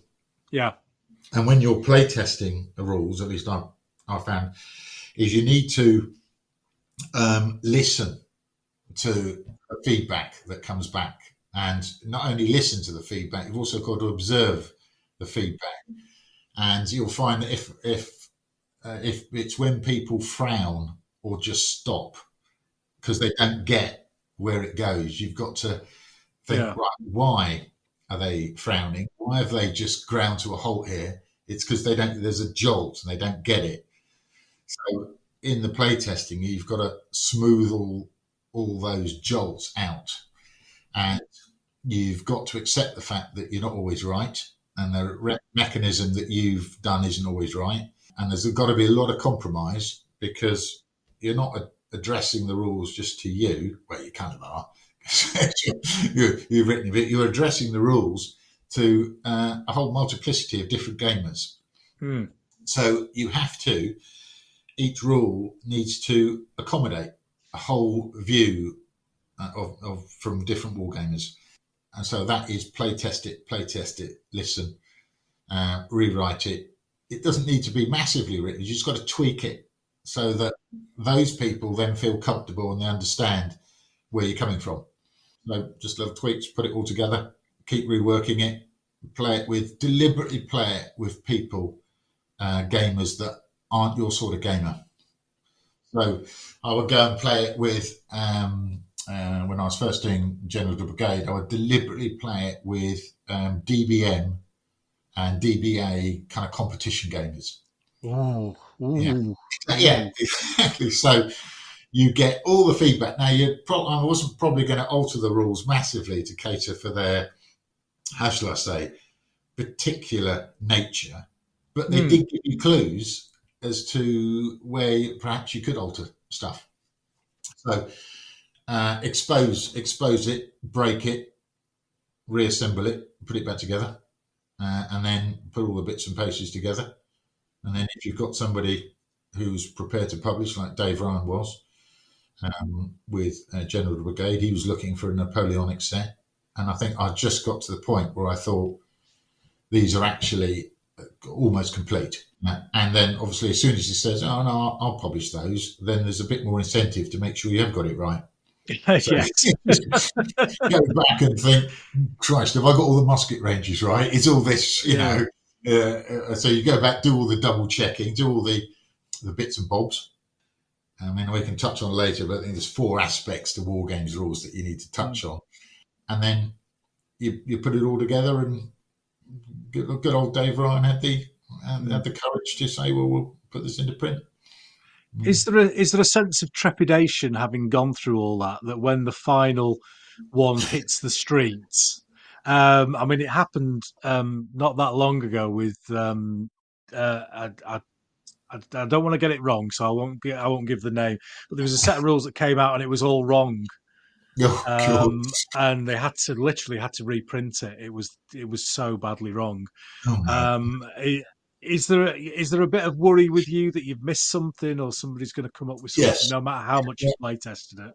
yeah, yes, it is always about 6 months or so before publication. You go through this self-doubt aspect. Well, I do. I go through Yeah, this self-doubt and think, oh, they're all complete shite. It's all luck driven. It's all wrong. But that destruction is part of reinforcing that the fact you've got it right. So yeah, so you go through, you think, it's not, you've already done double checking. And as some RSM said to me once when I gave him a briefing, something quite important once, he said to me, have you double checked it? And I said, yes, I have. And he said, have you treble checked it? And I kind of went, no, sir. And he said, then go away and treble check it. So that's kind of what that phase does. You get that self-doubt that comes in. They're all rubbish. The first review will say they're a pile of whatever. And so you go away and you rehash it, go over it. Have I got that? Yeah. Maybe tweak something. And then I personally get over that hump. Then it's done. And then just prior to publication, you're fairly confident. Yeah, it's I work, with my work, I do quite technical reports, and they're peer reviewed, and then verified. So they'll probably get 15, 20 read throughs, and then I will read it, and then it'll go through, it'll be all signed off, and I'll be stood in the witness box, and within 10 seconds I'll see a mistake. Yep. And so you just So, can't. It's you always get that with war games rules as well. They go, oh, it's there's a spelling error on page X or yeah. something that's missing. But you've looked at that, as I'm sure you've looked at it 1,000 times, and you just kind of you go almost word blind in a way because you just see what you expect to be there, not what is there. And that's where proofreaders, but even proofreaders still tend to do the same thing. They still miss bits. Do you use the same play testers for different sets of rules? And how, you did mention it earlier on, but how do Yeah. you take that feedback? Is it, well, hopefully it's mostly constructive, but does it make you think about what? Not always. Not always, no. Does it make you think about the mechanisms that are in the rules, and how they're written? No, generally they're all wrong and I'm right, and Yeah, it's just exactly. but yeah, I'm fortunate that in the club, Loughton Club, there are there's a number of war games that are very different in their outlook as to how they view games. So you've got people that are quite historical. You've got people that are just gamers. You've got people that are, I like to refer to as armourers, which are the people that are the button counters and the the Panther armour is 30 degrees, 80 centimetres, all those. Yeah. And they're all good wargamers. So the initial outing for rules will go through playing at the club with those guys for a good amount of time. And because they're all coming in at different angles, you can go, right, player Gary doesn't like that bit. Player Simon likes that bit. So again, you're just tweaking because rules have got to go out to a wide audience. You think, well, Gary didn't like that. There are going to be good, I don't know, whatever, 10%, 20% of wargamers that all think like, our wargamer Gary. So therefore, it's important that Gary is included in it. So because if you just write a set of rules that says, don't care about what you think, tough, then you've alienated 10, 20% of people. So you tweak it. So you account for the fact that a Panther does have 80 millimeters armor sloped at whatever it is. Yet another mechanism will keep the game flowing. So you're catering for the armourer type, you're catering for the gamer. And then I expand it to blind playtesting. Give it the recent, General de Brigade 2 has gone to people in the UK, United States, Austria and Australia. And then they give you feedback. But, most of it, by the time it's got to that kind of secondary playtesting, it's more tweaking than actual core mechanics. So just going back to kind of the first thing that we spoke about, how do you feel about people tinkering with your rules once they've got out? How dare they? How very dare they? As you said, we all. Hey, look, I do it. Do it. We all do it. There's always going to. We are wargaming is subjective. It's very, although it's supposedly objective, but your interpretation of military history is quite personal.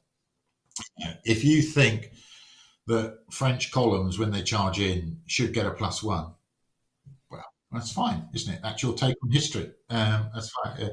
Normally, if you could, if people can go, look, here's 3 examples of French columns crashing in with the land, we go, okay, yeah, fine, go with it. I'm not particularly precious about it. I think personally for me, my rule set growing up was the quarry rule, so I still hanker for that form of national characteristics, not necessarily from an historical basis, but from a nostalgic wargaming basis of playing. We had a group of friends, and we all had an army that was ours, that was based on a historical nation, and they all had their own character, if you like. So that's kind of I'm not pointing at history books. I'm pointing at 12-year-old Ken with his Jacobite miniatures playing with his friends in a church hall somewhere. So that can have an effect as well, I think. Yeah, it does. I mean, that's why I kept in O Group. There are a minimum of 3 to 5 national characteristics with every army. Yeah. Because otherwise, not only was it, I think that does reflect history to a sort, but otherwise they're just bland.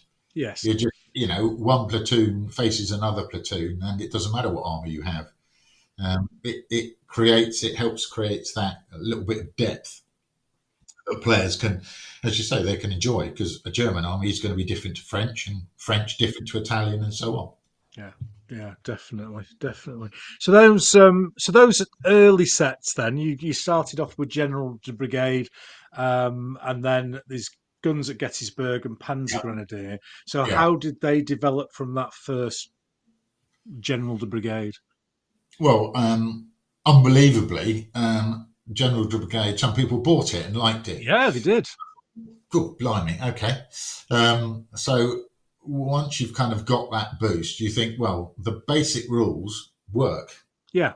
And the historical kind of concepts that you have work. So you think, okay, well, Guns of Gettysburg was a fairly easy step next down the line because it was adopted a similar mechanism.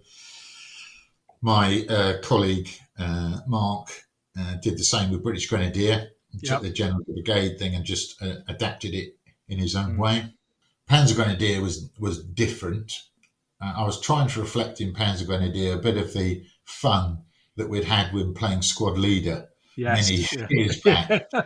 Trying to trying to include that we had that kind of that fun of element of Mm, World War II that was enjoyable, but still based on orders and history, etc. mm, And they developed from that. And I think if you once you know that people enjoy certain types of rules, then they will enjoy them regardless of the period.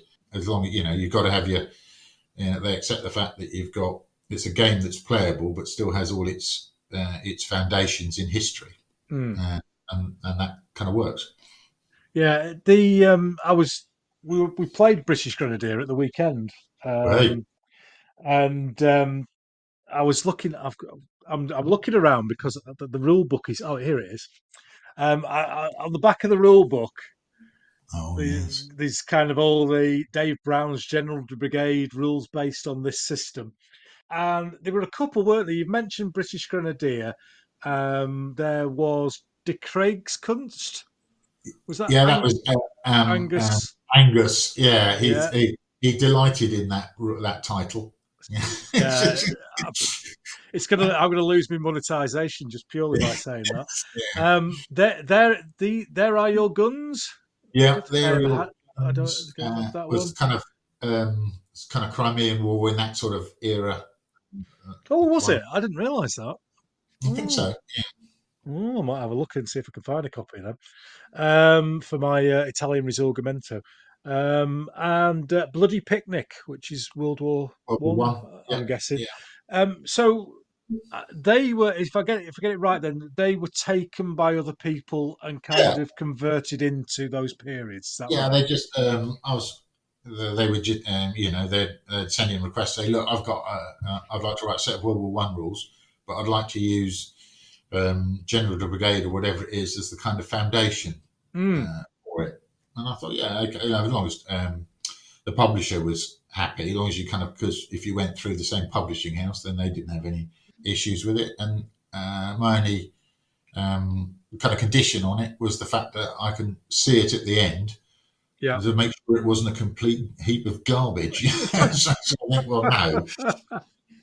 But on the whole, they were okay. Yeah. Fine sets of rules on their own.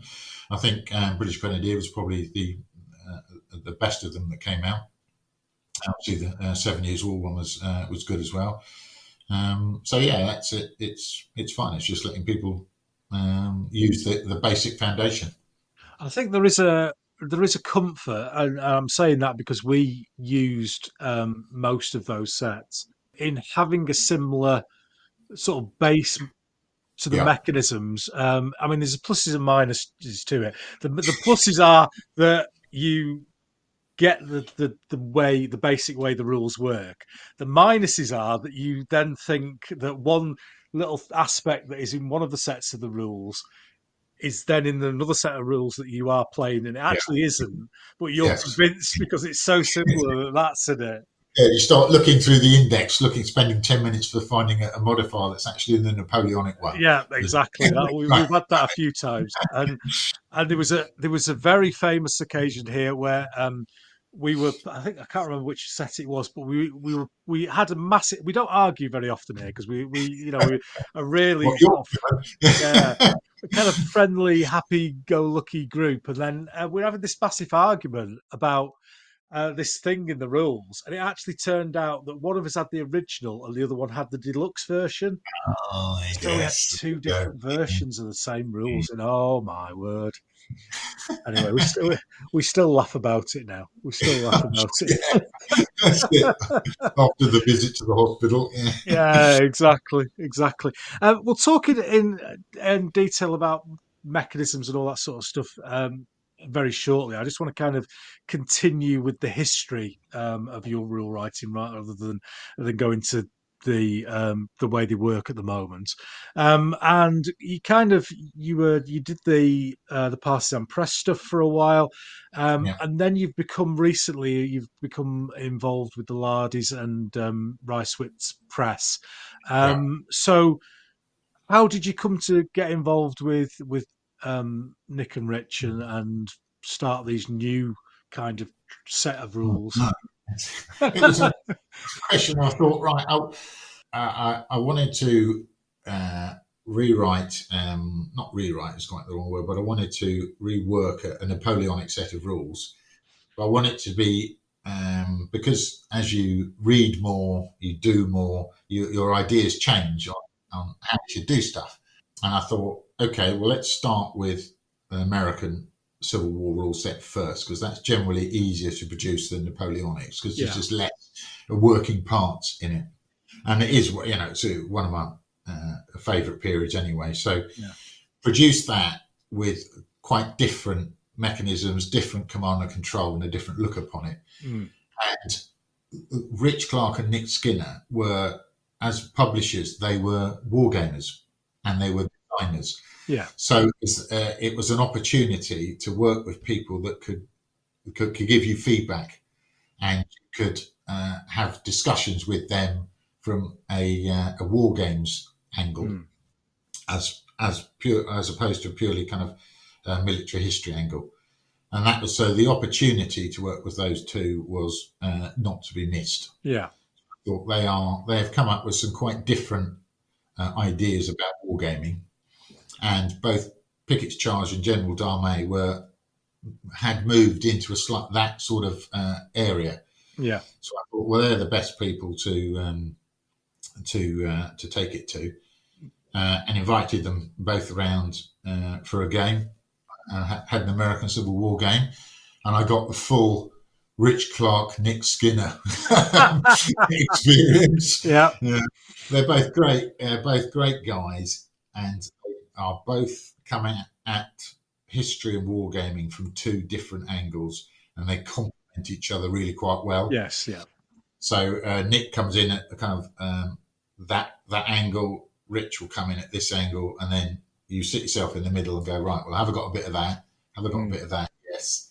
Then I'll go down there. So yeah, they were. I was very fortunate that first game went down pretty well. They didn't walk away thinking this is a pile of whatever. What helped with drink. So oh yeah, there's always drinks involved with them too. There's always drinks involved with those two. We'll talk a bit. We'll go into a bit of detail about General de Brigade 2 towards the end of the thing, but I want to concentrate now more on the kind of the detail of writing rules. And when you set out to write rules, do you kind of think about the level of the game? Is that what are the initial things that because I will see a set of rules and it'll say you can play Waterloo in 3 hours on a 2-foot table, and I'll throw it in the bin. So you're not playing Waterloo. Yeah. So where are you kind of setting your goals or your boundaries when you start a set of rules? I like to work from the fact that I look at, right, what do I like wargaming with? I like wargaming with, if it's Napoleonics, it's battalions, cavalry, squadrons / regiments, and artillery batteries. I like to see them on the tabletop, and I like to see the interplay between them. What I personally don't like is just a block on the table that says that's a core. Yeah. And you attack me, and I get a +1 because I'm French, and you roll a dice, and that's kind of it. There's not enough depth in there, and there's not enough history. I'm all for. I think many wargamers enjoy line, column, square. They like all that interplay between it. They like the kind of rock, paper, scissors bit of artillery, cavalry, infantry, the different formations that will counter one or the other. And that gives a game depth and replayability. Yeah. Which, if you go higher up through the games, they tend to be more simplistic and have less of that. And also, there's more command and control going on down at those levels. So brigadiers and divisional commanders, and to a certain extent corps commanders, but mainly the brigadiers and divisional commanders, they're doing the hard work on the ground. They are getting their brigades forward. They are telling the brigade to change formation, telling people to charge, etc., etc. Whereas the corps commander or an army commander, he actually does very little. He'll set the battle plan out. Everyone will go, yes, sir. And he goes, I want the whole army deployed by 0900 hours. And they'll go, certainly, sir. And then I'll go, that's it. Right, off you go then. And report back to me on progress. And the only decisions he will make, such as Napoleon, will be when I release reserves. And that's it.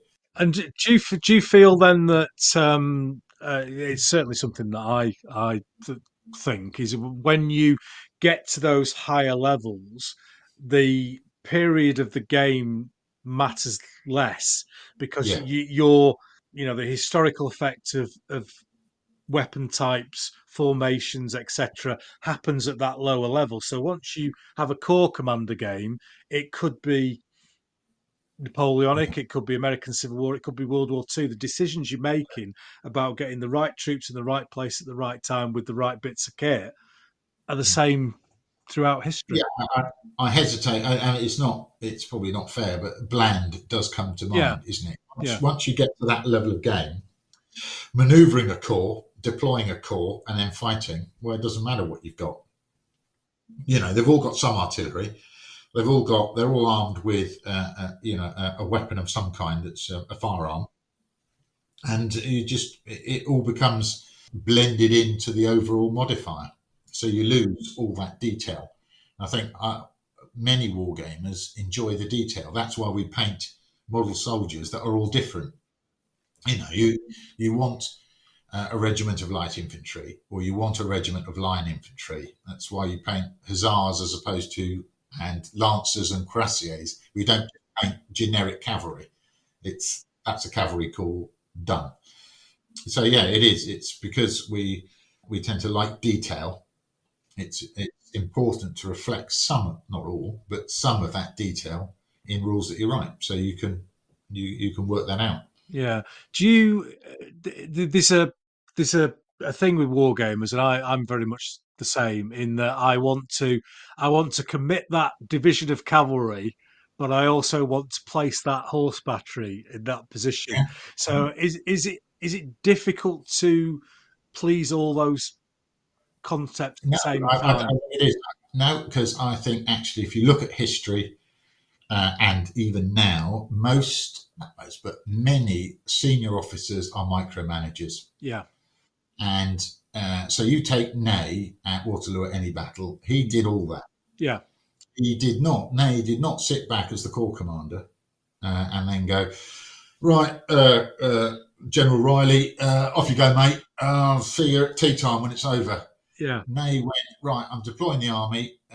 Mr. Riley, you take that flank, you go there. And then Ney rode, and same as Wellington, you ride to the point, the points of pressure that are going on. And that does include coming up to you and going, General Riley, you need to get that horse battery deployed there. mm. General Riley goes, yes, sir, of course, sir. Or, General Riley, have you not considered the fact that the enemy cavalry approaching might indicate you should form square at this point? And then General Riley goes, oh, yes, of course, sir. That's what managers do. Yeah, And generals, doesn't matter whether you're a corps commander, army commander. If you look at Wellington, he was an army commander, but he did all that. He was directing the deployment of batteries at Waterloo. Telling Ramsey or whatever he couldn't do whatever he did. So that is actually being a wargamer and wanting to move a division of cavalry and manoeuvre the horse battery to get it into a nice enfilade or whatever you want to do is based on history. So that's all fine. Oh, that's good. Good to see. I'm not the only one. Though. I'm not the only one. When you looking at mechanisms for rules, we talked about a little bit about this earlier on. Are you searching for something new, or are you trying to develop things that you've used before? Are you looking for that magic mechanism that will all suddenly go, "Oh, Dave, that's brilliant, that is, mate." Yeah, that's it. I lie in bed at night and thinking, come up with something really cool. And generally, you can't. It's Yeah, either all been done before in one shape or another. It's yes, you can come up with new ways of doing things. I mean, command and control has been attempted in numerous different ways in numerous different games. But I went down the ADC method for Pickett's charge and General de Brigade because it seemed to reflect a reasonably historical, realistic way of representing command and control, and yet it was simple. Yeah. So as before, isn't it? I said it's when you're coming up with mechanisms. There's no point in having a new mechanism if it doesn't do what you want it to do. Yeah. It's not. It doesn't work. I go back to your previous question in that wonderful quiz we had about casualty tables. Yeah. One of the modern drivers, isn't it, is don't have casualty tables. You just roll a handful of dice and count the sixes, and you're going to get saving throw or something. I tried to do that. I said, right, I want to do that, but it doesn't work. And the reason it doesn't work is because the casualty table allowed us, in General de Brigade, portrayed not only casualties, but it also showed you getting destiny results, fire discipline results, morale test results, and low on ammo results. So you'll suddenly see that a casualty chart can give you 5 bits of information from one result, whereas rolling a handful of dice and looking for sixes doesn't. So it's just a question of modifying what works and moving modifiers into an area that works. So that's why I know we'll come to GDA 2, General de Brigade 2, but that has no pluses and minuses or no maths in it whatsoever. Yeah. Do you think, just in general, then, do you think there's there is a drive for rules to get simpler? If we look at the most amusingly called set of rules ever, the Newbury Fast Play, Napoleonic. Compared to where we are now, there's, and I'm quite happy to use the word dumbing down. It's become a lot less complicated, the rule sets, for good or bad, whichever way you want to think about it. Do you feel a pressure to kind of go with the cool kids and go down that road, or like you say, you're keeping a casualty table in this set of rules? Is it how it fits the game rather than fitting in with current trends? I want to make the games slicker and faster and more intuitive, but without reducing realism, depth, and replayability. So I think some games have felt that they have become so simple that the mechanisms are really easy to remember, but you can only play the game about once or twice, and you've kind of done it. Whereas you need to have mechanisms that have sufficient depth in them so you can replay the game. So you can have a Napoleonic game again and again and again, and each one is different. So there is a bit of pressure, but it's resisted, and we just go drive our own route down there. So it's ignore modifiers, don't have a long list of modifiers, but keep the modifiers in a different shape that reflect history. Yeah. Just come at it from a different way. And do you consider the size of game when you're writing your rules? Are you thinking, this is going to be okay for a big weekend game as well as for a 6x4 club night game? Yeah, with Napoleonics, and Napoleonics and the ACWs. I always like to think, does this work one-to-one? Yes, it does. Okay, it works one-to-one, great. What about a game that has 2 to 3 players on each side? Does it work equally well? And you go, well, yes, because each player can then have a brigade, and one player can have a brigade and have the CNC. So, yes, that works. And then if you then expand it, does it also work at this level, which is why I tend to put call commander rules in above the main meat of the rules as well. So then you're catering for the much larger game. So yes is the simple answer. I'm always looking for, it's got to work at one-to-one and then for multiplayer games as well. Yeah, which is a relatively unique way of looking at things at the moment. I mean, a lot of the rules that come out are very much skirmish based. and trouble, and they will often rely on mechanisms that struggle once you've expanded the game to bigger than it was intended to. It's a bit like some of the skirmish games where you'll flip a card to see who goes. Yeah. Well, that's fine with 2 or 3 players, but if you expanded that to 20 people, you sit there for 3 hours waiting for your card to come up, and everyone else has, moved around and done everything. And it doesn't. I try to create a rule mechanism that allows all the players to be doing stuff all at the same time. So no one person is sitting there waiting for their activation to come along. One method is rolling dice. So if you roll a 1, you go last. You roll a 6, you can go first. Well, in a multiplayer game, that breaks down because the person with a 1 has been wiped out before he can do anything. Everyone else has had a nibble before he's got anything. Yeah. How do you go about the idea of complexity then? Is that through feedback from playtesting, or how do you work with how complex do you go? It's playtesting does have some feedback into it, but generally, I'll sit it at the level of complexity that I feel is right for that period of history and for the rules I'm writing. I find you've got to have sufficient depth stroke complexity in it to make the game a challenge and to make it replayable. So though you don't, complexity isn't, the classic complexity I think is kind of like Empire. Oh yes. Oh yeah. You'd love it. Yeah. You need a quick reference sheet to see where you are in the quick reference sheet before you consult the main rules, and it's just chart after chart after chart. That's, although it's not complex, it is complicated because you've got to go through a million little jumps to get to where you want to be. So the idea should be that you aren't looking at lots of charts.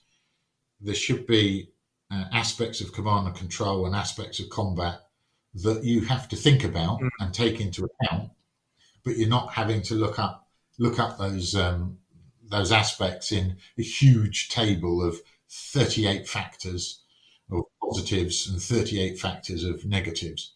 So it's a different. You've got to create depth and replayability, but without going to that the extreme that kind of Empire etc. did, or your classic Newbury fast play, or not. That's okay. Yeah. A morale chart that covers 2 pages. Yeah, exactly. Not quite comedy, but a bit of a dig. Dice. What's up with all the dice? Why is everything D6 these days? They're not allowed. They're not allowed. I've got all these D10s and D12s and D8s and D4s in my bag, and I can't use them. It's I boil it down to 2 things at the end of the day. We refer to barrier to entry. Yes. Everyone's got D6, but not everyone, especially a few years back. If they weren't role-playing games, if you said you need a D12, most people go, well, I haven't got D12, etc. And then the second point is, with a 2d6, you get that bell curve of range / probability that outweighs, that gives you much better ability and spread than a d10. Because d10 is either, it's completely random, 1 to 10, or so the only way you modify that is by bringing the middle range is all the same. So you're basically saying, well, 5 to whatever 7 is kind of the main range, or 6 to 7 is the main range, and the rest of it is where it matters. Whereas a D6 or 2d6 with that bell curve, you've got a nice variety. You've got where it all happens around 7. Yep. And then you've got the extremes that people love because they can roll a double 1 and everyone will moan or cheer. Yeah. And then someone rolls a double 6 and on the other side will all moan or cheer. Yeah. So hence it's just D6s are easy and they present a better range. Whereas okay, you can do the same with percentile dice, I suppose, but it's just ease of entry. Everyone's got a D6. We were using average dice at the weekend with British No, Grenadier. no. Yeah, I know. Yeah, Mark went for those. Yeah, I think again it's perfectly acceptable, but it's just for me it would just be if someone hasn't got a set of average dice in their collection, they'll open your rules, look at them, they'll go, "Oh, average dice, can't be bothered." You know what I mean? And put it down. It's as basic as I that. think the question is more: has anyone got a set of average dice that aren't over 30 years old? Yeah, well, actually, we're faded. They're all Mine faded are with all bits of paint. faded. Yeah, Mine are all faded. I think I've got that's it. I think I've got one or two with a slightly deeper groove in them for the numbers that is still you can Yeah, still read without getting really close to them or yeah. shining a torch on them. I think I had to use them for WRG fifth Yeah, edition or yes, something. yeah. I've still got them, and that was in would have been in about the 1980s. So I've still got them from then. There's somebody And somewhere still making average dice and wondering why they've yeah, got a massive box of them in the corner. so no It's, one buys nobody's them. buying them. Oh dear. So how then do you go about bringing in period flavour? You've mentioned research, etc. So what's kind of Dave Brown's philosophy on making a set of war games rules that is Napoleonic or ACW? Is period specific. About three main things off the top of my head. One, you've got to have the weapons of the period. Yep. Two, you've got to have the tactics of the period. Three, the command and control of the period, though that can be, Mm. obviously stretched across multiple periods. And I also find that if you use the right terminology, that gets people into the narrative of the game. Yeah. I find there's nothing, although it works, if you, just to quote, I think it was one rule set. It's a very fine rule set, and but I can use if you don't mind, I can use it was something like the sentence when a TUG may push an SUD 1BW up to 3BW in one turn. And you just think, if you'd called a base width something else, Yes. let's say if it were from the ancient period, call it a pace. If you were to call a TUG something like a cohort, then you're using the language of the period rather than a load of acronyms and abbreviations that are not of the period. So it takes people into the game. If you use the correct terminology, or as best you can, use ancient terminology for ancients, Napoleonic terminology for that, World War II terminology for World War II, people get involved in the game. Mm. And then if you use the right tactics, you use Napoleonic tactics. I know most rule writers will say they do, but there are some games out there that actually seem to encourage rather odd Napoleonic tactics. Yeah. Lines might be superior against cavalry or whatever, and you just think, well, that just doesn't seem to make. I'm sure the drill reaction was form square or stuff like that. So it's putting all those bits together and obviously the command and control is it. Are you having an order system in the game that is reflective of the period? It's quite simple. It's did Ney order cavalry charges? Did Ney order infantry charges? Yes, he did. So have that form of command and control in it. Don't have something like latrine digging, or something, or medical services. Well, Ney wouldn't have anything to do with that. He wouldn't care about it. Yeah. Or anything like that. So it's sit the game within its historical context and work from there. Yeah. And is it important to you? And I think it is, but to get that background reading done, to get those historical accuracies from first-hand accounts. Yeah, they are. Rich Clark, I think, has touched on this many times. It's about, I think he got it from Paddy Griffith, which is looking for gems of pure historical accuracy, where you'll get a first-hand account of somebody that will say, this is what we did at this battle. And then you can go, as long as it's not something like, what's that, Marbo's memoirs, whatever it was, as long as it's reasonably accurate, you can go, right, that is clearly what happened in this instance. This is what they did. I mean, just to put two examples across, there's a very good example at the Battle of Leipzig where a Frenchman is describing, he's in square being attacked by Prussians, and he describes a Prussian Hussar regiment crashing into his square and smashing a whole corner off it. And he said all the horses came back and they were covered in bayonet wounds, etc. And you think, well, there is a first-hand account of cavalry crashing into a square, which you'll get other things will say, well, cavalry will never close with bayonets because they'll always shy away. Well, there's a historical account says it doesn't. Another one was about British musketry in the Napoleonic Wars.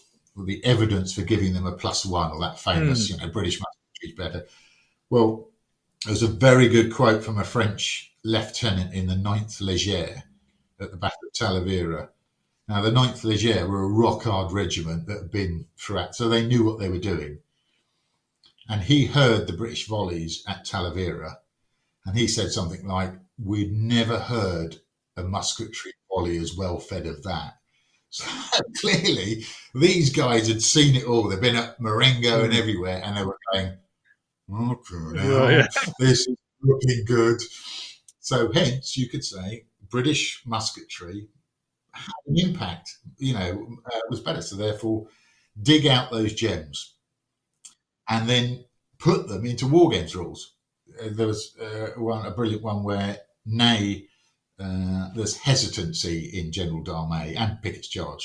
You go ahead, and some wargamers, I think it's great, and other ones say, it's rubbish, never do that, But there's a brilliant quote from Ney, sent his ADC to one of the generals at Waterloo who was supposed to be assaulting Le Saint, but had decided he wouldn't because it looked a bit rough. Yeah. And the ADC literally came up to him and said, look, the Marshal has said he doesn't want to see you hesitating around here. Get stuck in, in the appropriate words. So there's a fantastic first-hand account of a brigadier general not doing what he was supposed to do because he was thinking this looks a bit tough, and the commander-in-chief coming up and going, oi, get moving.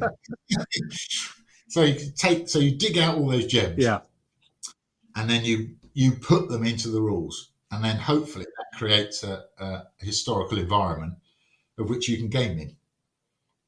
Obviously, the hardest part for that is ancients, because there ain't it's very few. Yeah. From time what's his name, Polybius and Livy, you've kind of almost run out. Yeah, so they're harder as you go back in history. It becomes harder. Yeah, there's less first-hand accounts and less, and I think a lot of those ancient accounts as well there's very much a slant towards the person who wrote it. It's things like, yes, Darius had an army of 20 million men. Hey, I don't think so. Alexander had 20, but he killed them all. Yeah, exactly. Yeah, I know. Yeah. Prone to exaggeration. Nothing wrong with that. Somebody had paid for that history. They had to get it. True. Yeah, exactly. Yeah. So lots of research goes into it then, and obviously over time your rules have developed. So Panzer Grenadiers become O Group, and Guns at Gettysburg has become Pickett's Charge, and General de Brigade has become General de Armee. So how does that process work then in pushing a set of rules on from where you first came with them to where they are today? Generally, it'll get to a point where they're published, and bearing in mind that that's the time by a set of rules has been published, I've probably been playing that for 2 or 3 years beforehand. Yeah. So it'll get published, and then you'll leave it for a bit, and you'll dip your toe in occasionally and get all the feedback. And then as a result of coming back to playing them, with all the feedback from people since publication, that starts to trigger different thoughts. And you think, oh, maybe I could do it slightly differently. And in the meantime, other rule sets have come out. Maybe they've done something slightly different. And you think, oh, okay, that's an interesting way of doing things. I had feedback from numerous people about that. Maybe I should do it. Let's look at, World War II in a different way. Go back and do some more research, look for some justification to make the changes, and you think, oh, actually, that might be a better way of doing it. And then you start again, and you just start the whole process again. Basically, you scrap everything you've done before, try not to be influenced by it. No, it's difficult. And then just start rehash the whole process, but going down this different route. And the rules, certainly General de and Pickett's charge have come with this sort of additional level of command and control, and the ADC mechanism that you mentioned earlier on, and that adds another kind of level of decision making for the people involved. Was that a Lardy influence? Where did that come from? Yeah, it's rubbish. I'd invented it well before him. Yeah, exactly. Clarky doesn't know anything. The ADCs was actually before I started up with the wonderful Rich and Nick. Yeah. And that was just simply based on, I was looking at once, what does actually, I wrote an article for myself. I never really, eventually, it was going to be for a magazine, but never got around to it. Was, what does a general actually do in a battle? And looking at all the aspects of what they do, and came down to the fact, well, if you're the CNC, as we touched on before, all you do is deploy the army. Then, for instance, at Pickett's charge, whatever, all you do is you go, right, you see that clump of tree over there, General Pickett? Yeah, that's your point. Attack it. Done. See you later. Let me know when you've done it. So they, I thought, right, well, that's not the decision making most people want. They want to do stuff. So move it down a level. What does the divisional commander do? Well, he does a lot more, and the brigadier does a lot more. They're all about deploying batteries. They're all about making sure their formations are in good order. They're all about getting the brigade together to push it into an assault, etc. Find all the examples of when they did that. And I thought, well, at the end of the day, let's use a mechanism that's variable. So you can't always guarantee doing everything every turn. And there's a very common thread of board game design that's called resource management. And although it isn't quite like that, it's not dissimilar. It's basically, how do you manage a variable hand of command and control every turn? Yeah. And and that gives you all your priorities. What do I want to do? You think, I wanted 6 ADCs this turn because I wanted to launch the big attack and it hasn't happened. So how do I manage that? And it's all about that. How do I resource manage the ADCs in my hand? And how do I carry out a battle plan with the ones I've got? You think, okay, well, I haven't got it. I'll have to put it off till next turn or, do something else. So no, I came out of that for Pickett's charge. And as I said, the first big outing was to the glorious Clark and Skinner. Yeah. And they actually quite liked it. Oh, brilliant. So that was okay. Nick very quickly picked up on the fact that if you spread your command across all the brigades, you were less likely to go hesitant, therefore more likely to win the initiative. And Rich found that if you banged everything into one brigade for a massive artillery assault with huge double quick or forwards, you might do very well with that one brigade, but then the rest of your army might, because it hasn't got the command influence, might not be doing what you want, and you lose the initiative. So it worked on that. It worked on that level. It's a mechanism. I mean, I've got to say, it's a mechanism we very much enjoy, and we've played quite a few games of Pickett's Charge, but it does restrict you as a commander with what you can do, which I agree with. It's quite realistic and brings that friction in. But did you kind of get some resistance to that, in that people would be, I can't do everything I want to do? Yes, yes. You stick your head above the parapet, and some people will shoot at Yeah. you. Yeah, there's the communist reaction is no. Once a brigade gets an order, it will just carry on carrying out that order until something happens. Yeah. Well, 2 points there that say it isn't. First of all, these brigades are commanded by generals, and generals will do the things their way. I mean, I've only met about 3 generals. One who I've wargamed with quite a bit, and 2 through a much earlier period of my life. We just looked at them, saluted, said "sir," and hoped they didn't ask too many questions. They are not people that will just blindly carry out whatever they have to do. They are generals, and they will make the decision themselves. So if they want to attack slowly, they'll attack slowly. If they want to redeploy or change formation, they will do that. If they decide that it's all looking a bit tough, they might halt and we'll wait and see. And so there's that aspect of it. And B, I also put in GDA 2 examples, 3 historical examples of hesitancy or not having full command and control in the Napoleonic Wars. And absolutely, they're fantastic examples of one is where a brigadier halted an entire Austrian brigade because they could hear some firing going on the right flank. Yeah.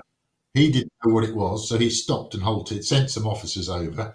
20 minutes later, they come back and go, "Oh, it's all right, mate. Sir, it's all our own skirmishers firing." And he went, "Oh, okay." Whereas in a war game, you know what's going on, but the man on the ground doesn't.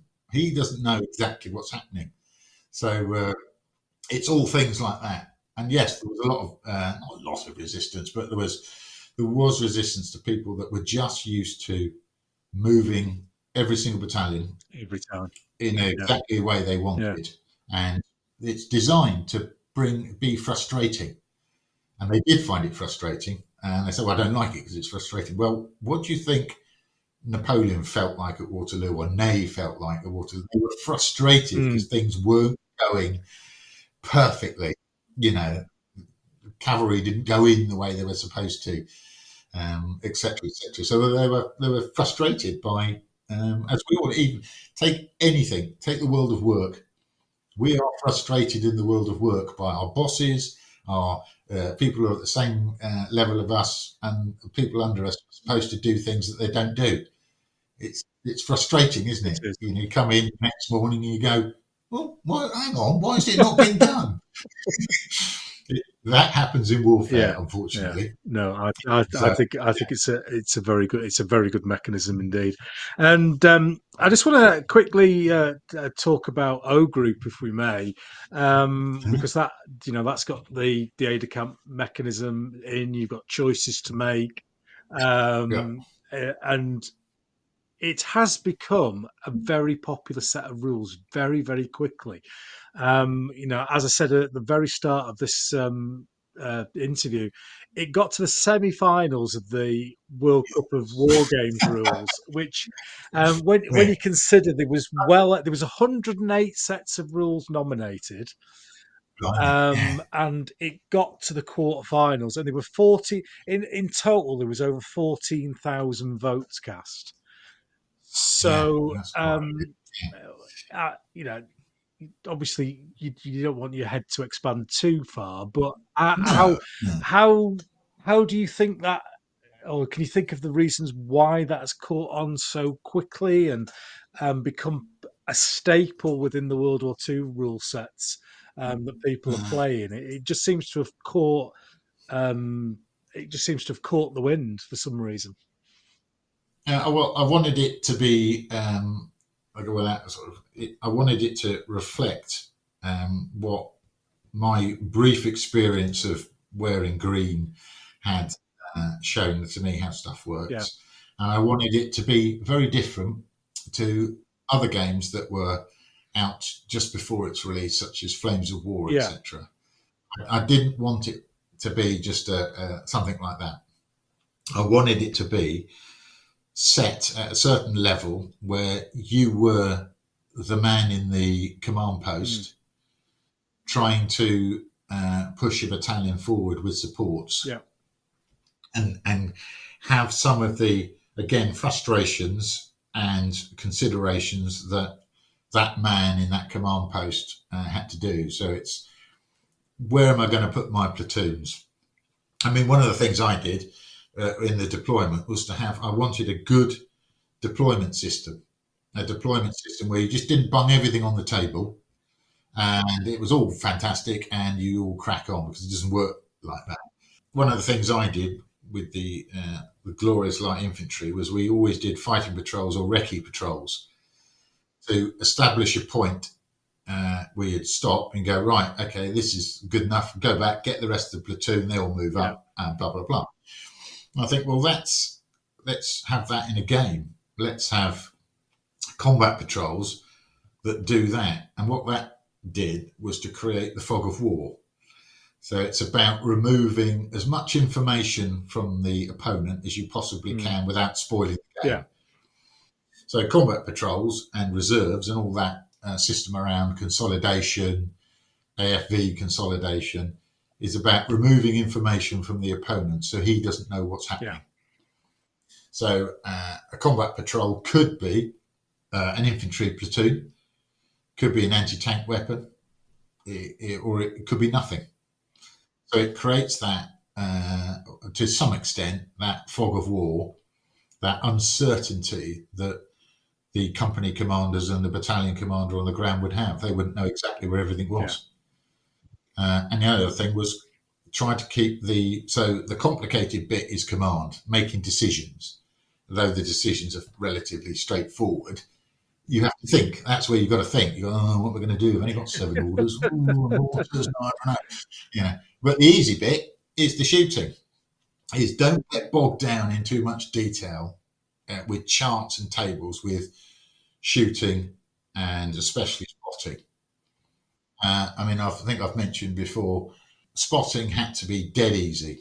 You don't want another table of 20 factors of spotting.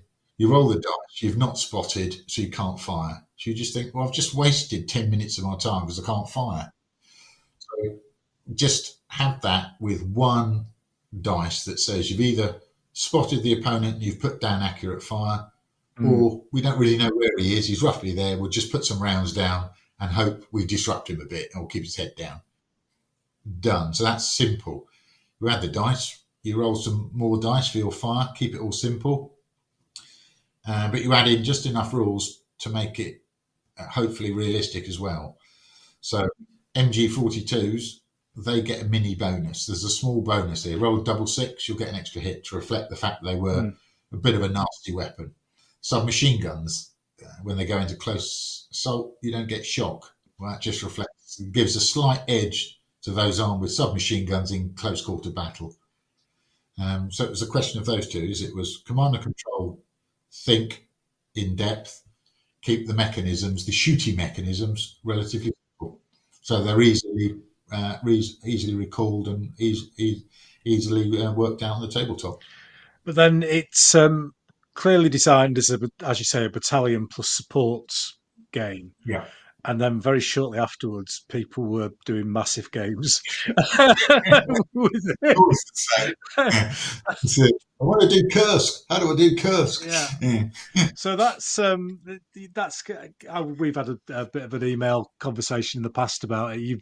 You've kind of added some rules in for higher level, haven't you? Where kind of each person has a battalion, but it's a multiplayer game with Yeah, we again refer back to we went to Newbury with our 36 foot table.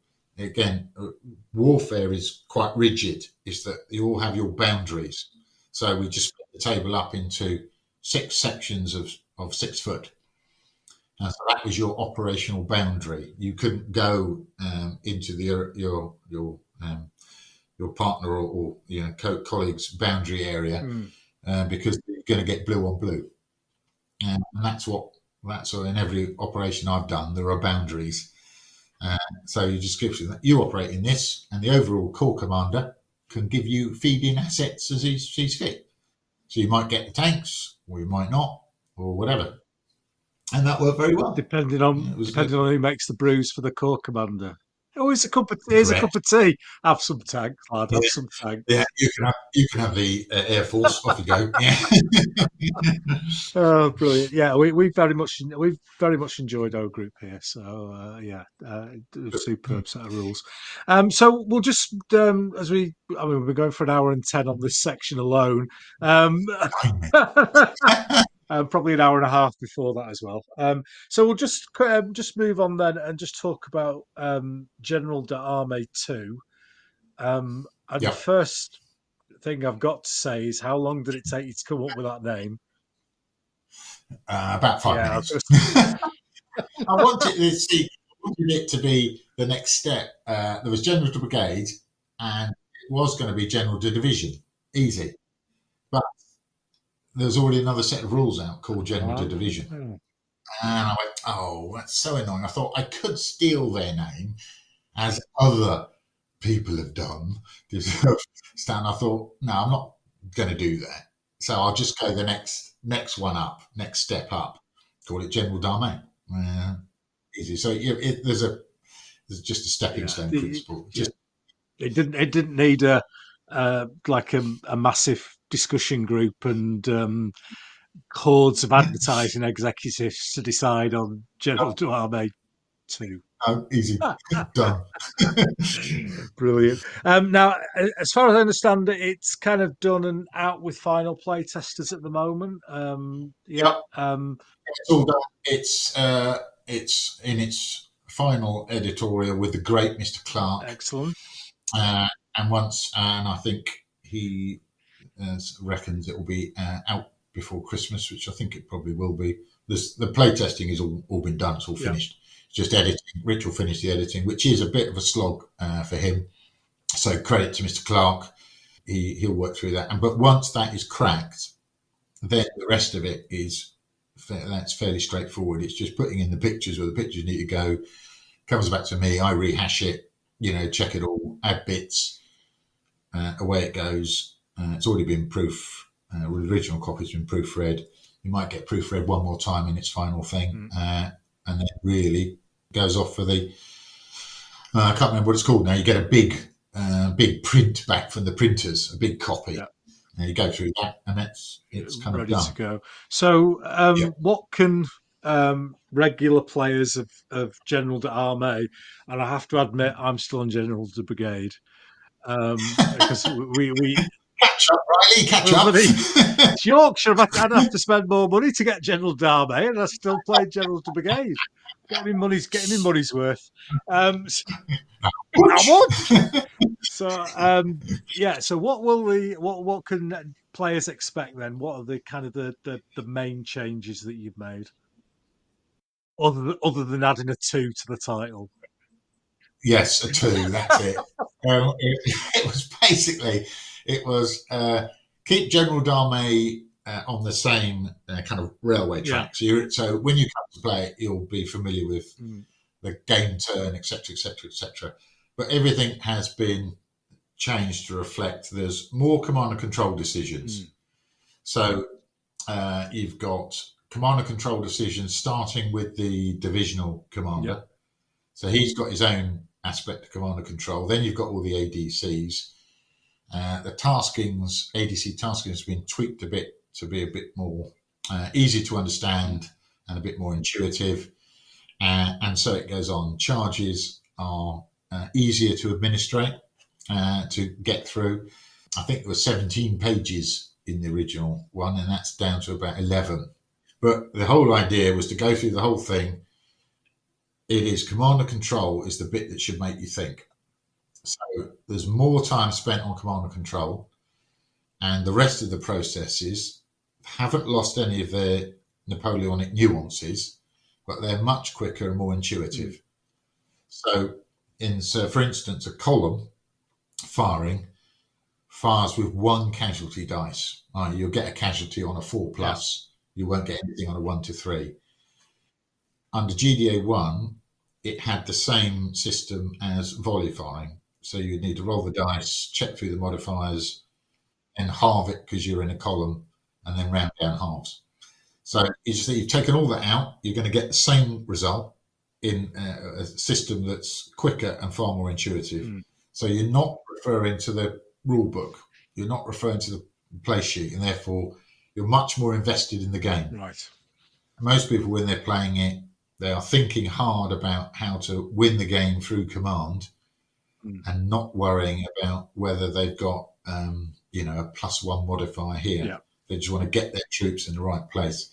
So there's more thought and command and control, but it plays quicker and slicker, but it still has all the Napoleonic nuances that go with it. So it still has all the same modifiers, but they're just done in a different way. So no adding up or no taking away. So you don't. What people do, as soon as you've got pluses and minuses, first thing they do is pick the play sheet up and then start going through it. They'll go, "What did you roll, Ken?" And you go, "I rolled 8. Okay. Are you elite? No. You veteran? No. Your line? No. What are you? I'm conscript. Oh, okay, -2. And then you go to the others. Any losses? What are you in? No. Right. Sorry, what do you roll again, Ken? Yeah. Right. So that just takes you out of the game. Now, although there's still some referral to the play sheet, most of it you'll get. Yeah. You'll go, what have I rolled? You've the volley chart, for instance, only got standard volley, inferior volley, weak volley. Now, standard volley means you have no negative modifiers, so you always fire on that one. You might get bonus if you're good troops. If you've got a negative, you just drop to inferior. If you've got 2 negatives or more, you drop to weak. So everyone instantly, after about playing a turn, knows exactly where they are. They'll just go, what are you firing? I'm firing at skirmishers. 1 negative modifier, inferior volley. Done. Roll the dice. I know what I got. So it's much slicker in that respect. So you can get through games much quicker. Is there a concern when you are sort of pushing a set of rules onto new boundaries? Do you ever think, I really don't want to fuck this up? It was working pretty well before. I don't want to absolutely screw this up. You've got to be fairly certain that you're doing the right thing for the right reasons. There's no point in doing it for whatever. I could mention some companies that churn out different codex, rules. And we know why they're doing it. It's got nothing to do with that. It's because I think General de Brigade 2 is a better Napoleonic rule set than General de Brigade 1. And it's as simple as that. And it's to make sure that's exactly what you are producing at the end of the day. And where you are moving things in a different direction, you've got to put in the designer's notes so that the person who's going is going, why doesn't my French column get +1? And if you've put in the notes that go, look, historically, they didn't do this. I mean, one of the classics is going to be, rifle ranges in the Napoleonic Wars. All skirmishers now fire at the same range. Right. Ooh. Now, some people, the British, of course, they've got to, what's his name? Rifleman Beckett or whatever could pick off a general at 7 miles. Yeah, I'm sure he could. But for the vast majority of riflemen, once you get onto the Napoleonic battlefield with about 40 rounds in your ammo pouch, once you're in the smoke of the firing line, you can't see any further than someone with a musket. So your range is all roughly the same. Maybe you had 50 yards, you're a bit more accurate at 50 yards. At the end of the day, Ney or Wellington don't really care. It's how well is the skirmish stream doing across the whole piece is what concerns them. They're not worried too much. So it's things like that. Have you explained your reasoning in some design notes? Yes, you have. So hopefully you carry most people with you. They'll go, oh, okay. All right, I can see where you're coming from. And go from there. And if they don't, they'll house rule it anyway. Yeah, exactly. They'll go, no, we're putting rifle range back up to 25. Buggers, the buggers. Just to finish off, then, Dave, what are kind of your future plans? Have you got anything bubbling under? Is there anything that you would kind of wish to do in the future that you haven't done yet? Yeah, I am currently working. This is my background project for the last while, but it's starting to come to the fore a bit more now because as General de Brigade 2's kind of finished that particular project, is ancient set of rules. Ooh. So I've got a working title of Vexillarius. So I don't know if I'll stick with that, Yeah. but that is about ancient warfare, but just trying to be a little bit different to the other rules that are out there. It's more about managing the army, making sure your battle lines sorted, getting charges sorted, where are your commanders, how have you deployed stuff, what cavalry wings doing, etc. Oh, that sounds very interesting because most ancient sets are kind of more towards the competition style game than the Yeah, historical reenactment. So is that the line you're going to, or you're looking at going down? It is more historically based as opposed to competition based. it won't be Yeah. competition. It's not. It's just going to be as best as one can. It's my interpretation of how ancient battles are fought. So you're not. It isn't a question of just marching forward. Everyone gets stuck in. You roll a d6. I've got better armor than you, so you recoil. Whatever. It's going to be about commanders managing that battle line. Oh, good. So it'll be different. Hopefully. Yeah. No, I like. No, I like. I mean, in my experience, I do quite enjoy a bit of spear chucking on the side. Yeah, it's all right. But most sets of rules tend to deteriorate into, you know, as you were saying earlier on, that 21% versus 22% angle, everything lining up the bases, and as soon as Yeah, apologies to people who enjoy competition gaming, but as soon as you've got middle Republican Romans fighting Han Chinese, my brain switches off. yeah. And I think I'm very interested to see what you come up with for that. It would be lovely to have an historical set of rules. I've just set it in a classical period, so it's basically Greece and Rome. That's kind of more or less it. It's nothing else. There's no longbows, well, apart from Indians, but you know what I mean. No knights in armor So floating in. long as you don't put the Italian wars as a as a as as a a minor little offset of the Wars of the mind. Roses. All right. Yeah, they get if fighting the Italian wars, give the pipe block a +1. Yeah. Yeah. Don't get me started on that. There's my rant No, for you. won't go there. Well, it's been brilliant talking to you today, Dave. Thank you very much for all the time you spent with me. I've really enjoyed it. You get to ask me a question at the end if you've got one. Have I escaped? Oh yeah, I did. I Oh, wrote you this wrote down it down. somewhere. Oh, bugger. Several, some are Well, rude. I won't answer I'm that. So I've got one simple question, and it can't be. So, what are your favourite rules and why? gonna have to say Dave Brown. No, you Yeah, can't I'll do say Dave something. Brown. No, No. I'm gonna say, and the people who know me will know this answer. I'm gonna say Bruce Quarry, Napoleonic rules, Yeah. and that is as for that reason that we talked about earlier on.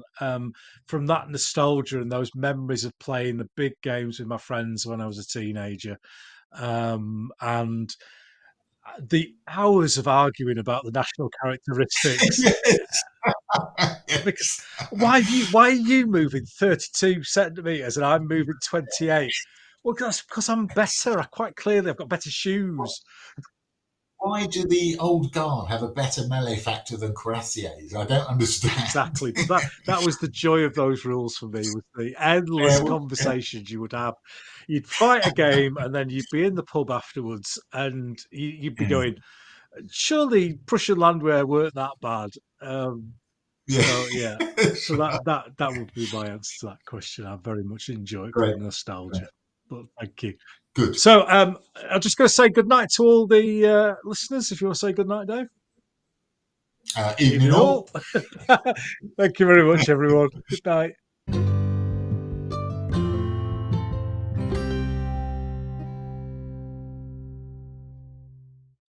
Well, that was a fantastic chat with Dave Brown. We've just 3 hours or so of free wargaming chat with one of the hobby's #1 rule writers. And we covered loads of stuff there, so I do hope you enjoyed our little chat. This leaves me to announce the next episode, and of course, it's going to be episode number 50, which is the Golden Jubilee of Yorkshire Gamers podcast. Now, the 25th episode, the Silver Jubilee, I had a lovely chat with a good friend of mine, Stephen Barker, reminiscing about our days as teenagers, first getting into wargaming. And for the 50th episode, I have gone special again, and I have got the toofatlardies. Yes, both of them are going to come on the show because they are both the winning and the losing managers of the finalists in the Yorkshire Gamer World Cup of Historical Wargames rules. So we're going to have a chat about the madness that was the World Cup and a chat about all things toofatlardies. Great to have them on the show. Nick's been on a couple of times before, as you know, but it will be Richie's first time on, so we'll make sure that he gets to deposit something in Wargames Room 101. So until next time, which should be a couple of weeks, I'll see thee soon.